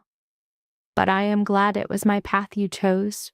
They spoke of business, of the coming Hong Kong summit, of new ventures on distant horizons. But as the night deepened, the conversation turned inward. Can I ask you something? Personal? Ara ventured. You can always ask. Whether I answer is another matter. Why did you truly help me? This was never just about Darian crossing into your territory. Victor fell quiet, studying the wine in his glass. You want the truth. Always? Because when I looked at you, I saw a reflection of myself. 25 years ago, I was engaged to a woman who was the image of perfection. Beautiful, brilliant, from all the right circles. It turned out she was an asset for a rival house, feeding them every secret of my operations. What did you do? I married her. I spent 5 years inside a beautiful lie, believing I could love it into a truth. He looked up from his glass. In the end, she left me for a man with a larger fortune. The divorce cost me half of my empire. I'm sorry, do not be. It was the most valuable lesson I ever learned. Always trust that feeling in your gut. When something feels false, it is. When you walked into my life with that recording, I saw someone who had learned that lesson early, someone who wasn't going to waste years living a beautiful lie. So you were saving me from your own fate.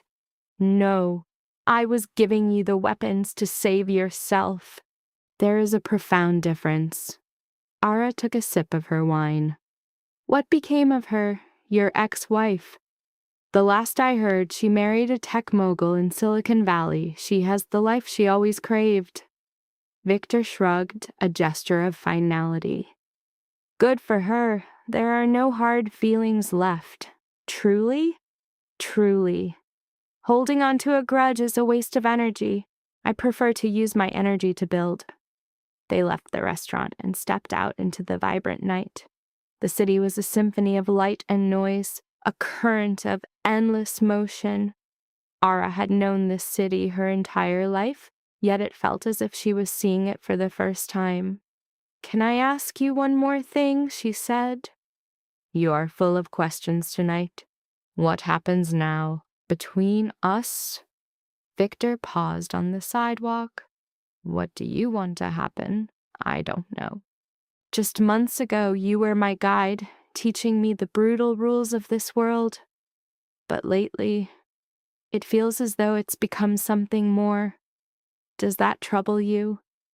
I'm not sure. Perhaps I am just confusing my gratitude for another feeling entirely. Or perhaps, Victor said, his voice measured, you are simply acknowledging that we operate on the same wavelength, that we see the world through a similar lens that most people cannot comprehend. Is that what we are? A partnership? It can be, if that is what you choose. He met her gaze, his own unblinking. I am not Darian, Ara. I will not play games with you, or use you, or wear a mask. With me, what you see is what you get. And what I see is a man who thrives in the shadows, who makes pacts with dangerous men, who solves his problems with pressure and force. Yes, he agreed. All of those things are true. I will not apologize for the man I am, or the world I command. I am not asking you to. Ara drew a breath. I am just trying to understand if I can step into that world without losing what is left of myself. You will not lose yourself. You will be forged anew. You will evolve. That is not the same as being lost. Victor took a step closer. Besides, you are already in this world. You have been since the moment you chose to fight rather than flee. And he was right. The girl who once debated the merits of cake frosting was a ghost. In her place stood someone colder, sharper, someone who could parley with shipping titans and unmask criminal plots, and make choices that sent ripples through the lives of thousands. She needed someone who could stand beside Victor Dosta and not feel like a lesser shadow. All right, she breathed at last. All right, what? He pressed. All right, let's see where this path leads. A partnership, an alliance. The name didn't matter, but its foundation had to be truth. No hidden moves, no subtle manipulations. For this to have a chance, it had to be genuine. A true smile broke through Victor's guarded expression. A deal. They moved toward his car as the city pulsed around them, oblivious to the quiet revolution taking place. The conference in Hong Kong was a glittering tapestry of power, just as Marcus had foretold. High-stakes games played by figures from all over Asia, with fortunes hanging in the balance. Amidst it all, Ara moved with newfound grace, securing 2 significant deals and forging ties with shipping magnates from Taiwan and South Korea, silencing any doubt that she belonged in those rooms where the world's currents were directed. Victor was a presence there as well, navigating his own currents of commerce. Yet they found moments that were solely theirs, dinners that bled into late nights, conversations that dissected strategy and risk, moments that felt like a partnership, breathing into something more. One evening, on her hotel balcony against the sprawling galaxy of the Hong Kong skyline, Victor's voice was a low murmur. "You have changed since we first met." He paused. Not for better or worse, just different, more confident, less apologetic. "I'm not certain it is entirely a good thing." "Why wouldn't it be?" she asked. "Because at times I find myself missing the person I used to be," he confessed. The one who held a steadfast belief in the inherent goodness of people, who thought love alone was enough. "That person was naive," she countered softly. "Perhaps," Victor conceded, "but she would have been shattered eventually. And yet, she was also happier." "Happiness is overvalued," she replied, her voice distant. "Power, security, respect, those things endure. Happiness is but a fleeting moment." Aller turned, her eyes searching his into dim light. "Is that what you truly believe?" He let the question settle between them.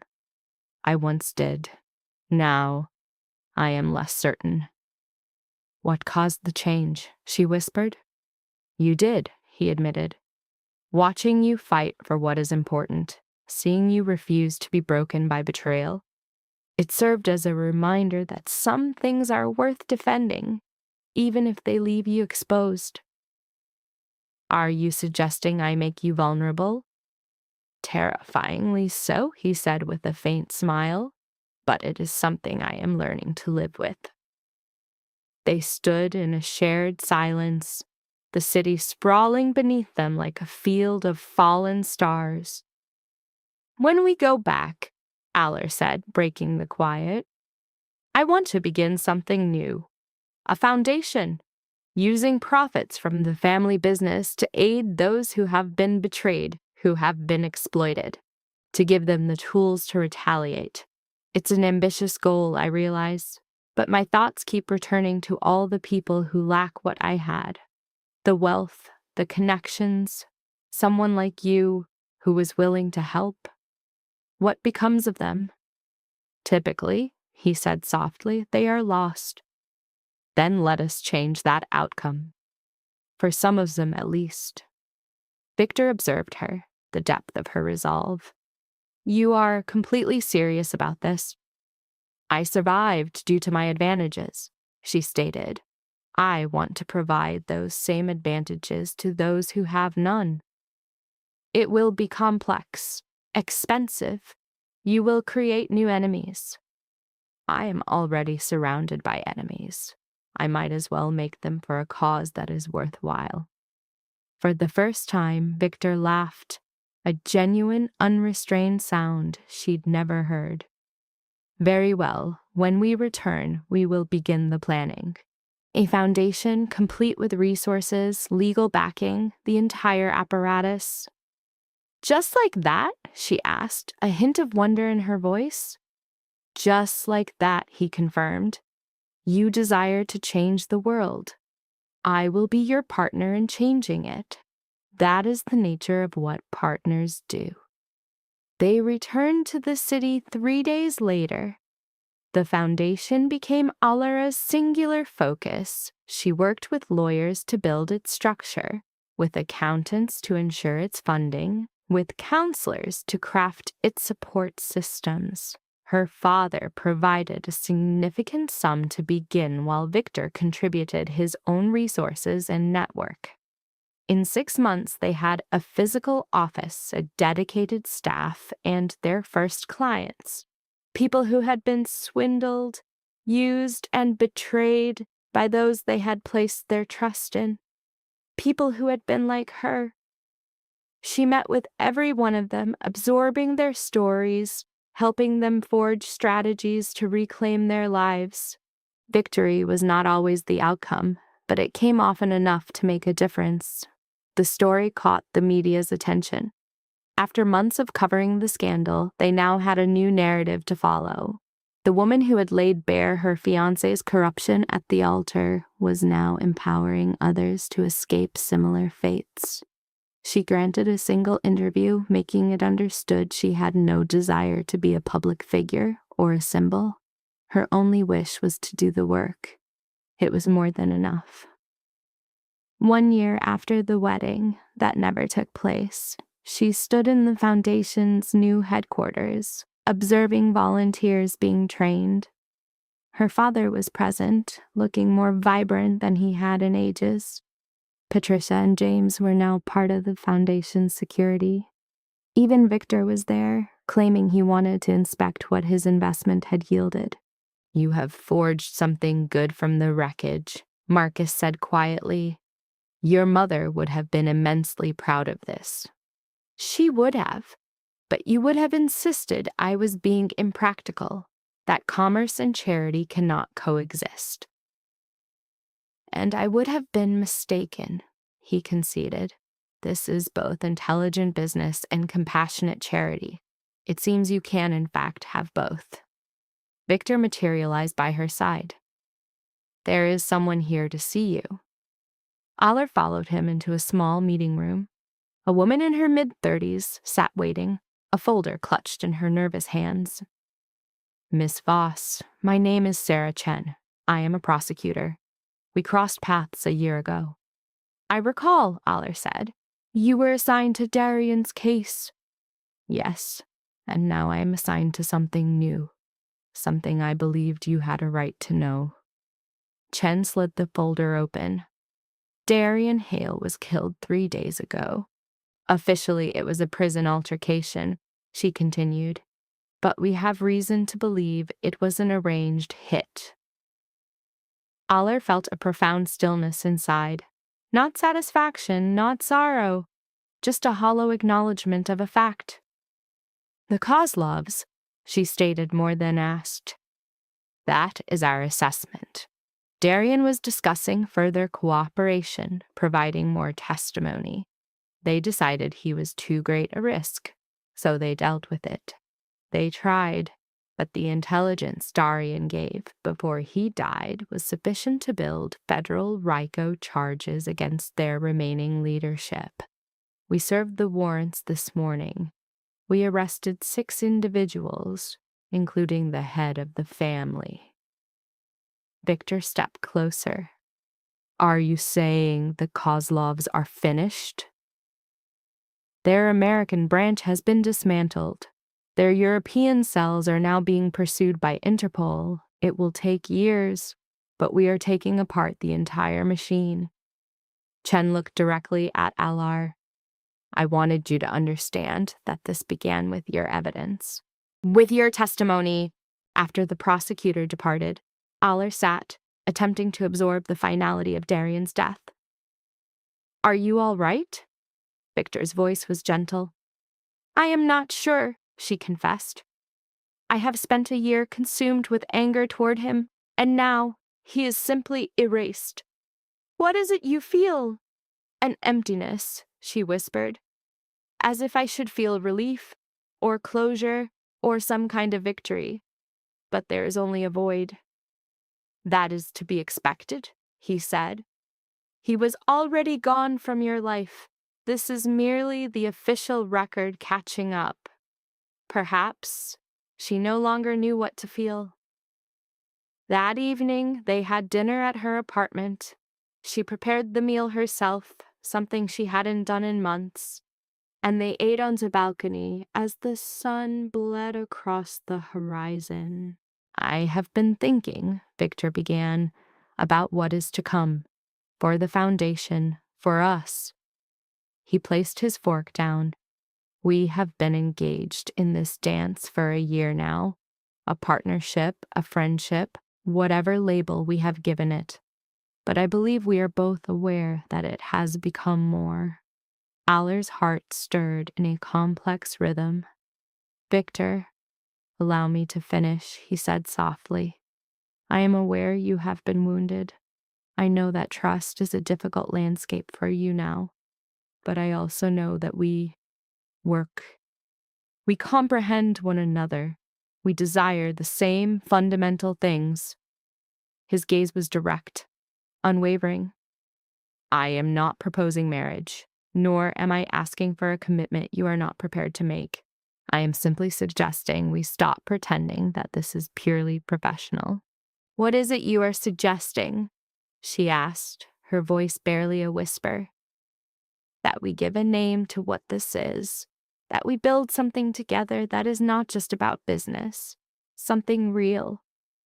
Aller considered the past year, working beside Victor, learning from him, placing a faith in him she had never known with Darian. She thought of the foundation they had forged from ruin, the future they were sculpting, and the undeniable truth that somewhere on that journey, partnership had quietly transformed into something far deeper. Okay, she said, the word a release. Okay, let's build something real. But we will do it on our own terms. No inherited expectations, no defined road. We will discover our path as we walk it. Victor smiled. I can work with that. They completed their meal as the city below began to glow. Speaking of the foundation's next phase, of her father's slow retreat from his empire, of the promise of new markets. They spoke of everything and of nothing in the way only two people who are truly at ease in each other's presence can.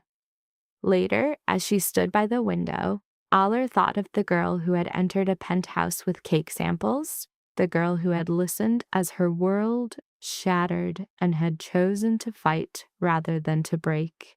That girl was gone. In her place stood a woman who had weathered betrayal, unmasked corruption, and built something of meaning from the rubble. A woman who had learned that trust was not about avoiding pain. It was about deciding who was worth the risk of it. What are you thinking about? Victor asked, his presence a warmth beside her. That 1 year ago, I believed my life was over, she replied softly. It turns out it was only just starting. Do you have any regrets? Countless, she admitted, but not about this, not about the fight. Good, because I have plans for us, grand plans. A faint smile touched her lips. Of course you do. He laughed. Your father intends to retire in 2 years, to hand the company over to you entirely. I know, he informed me. And I am moving into new markets, Asia, South America, Europe. I could benefit from a partner with an understanding of international shipping. Are you offering me a job? She asked.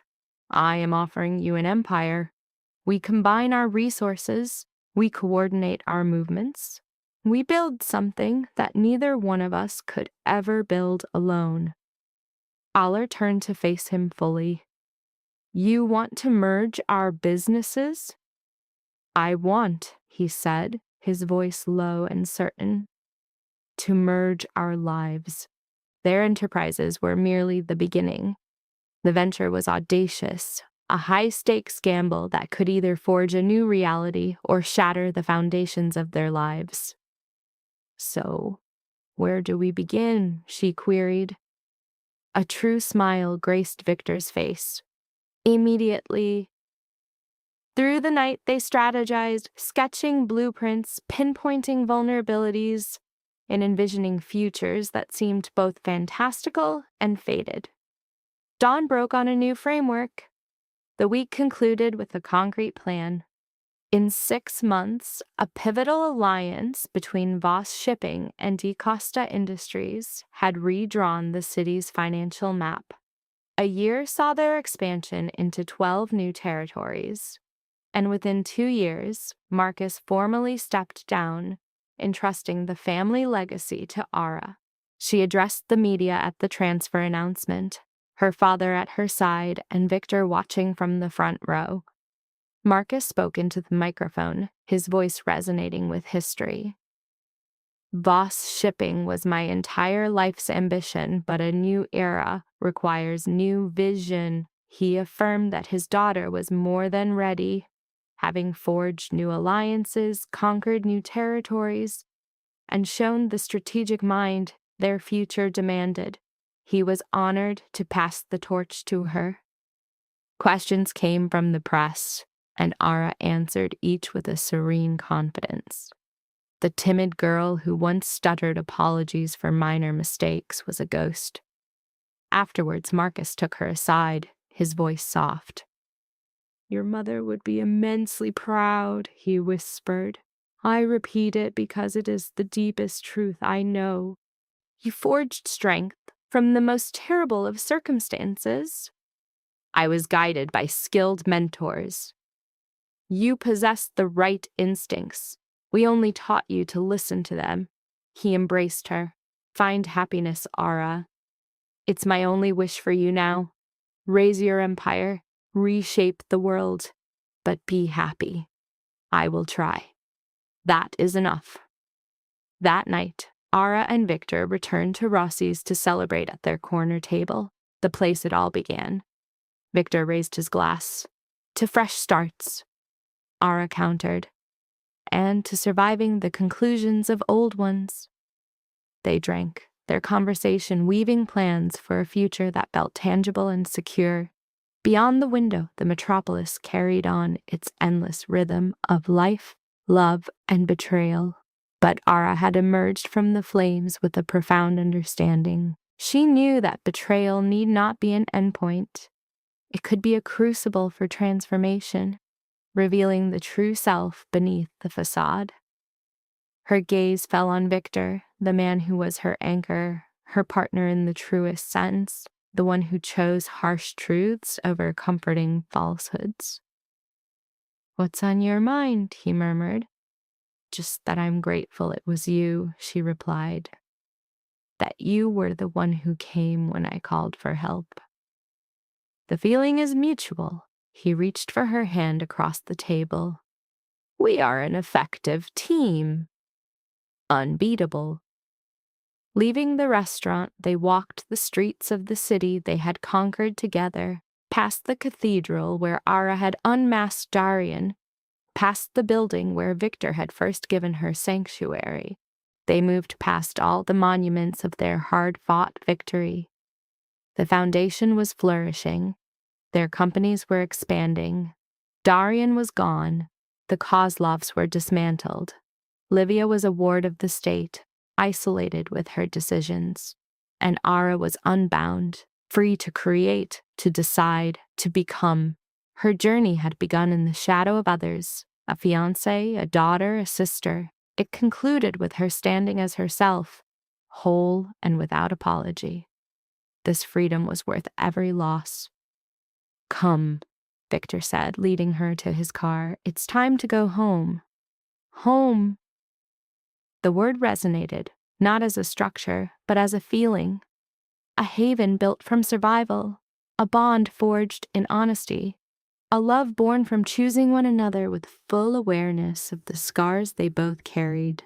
Ara settled into the car.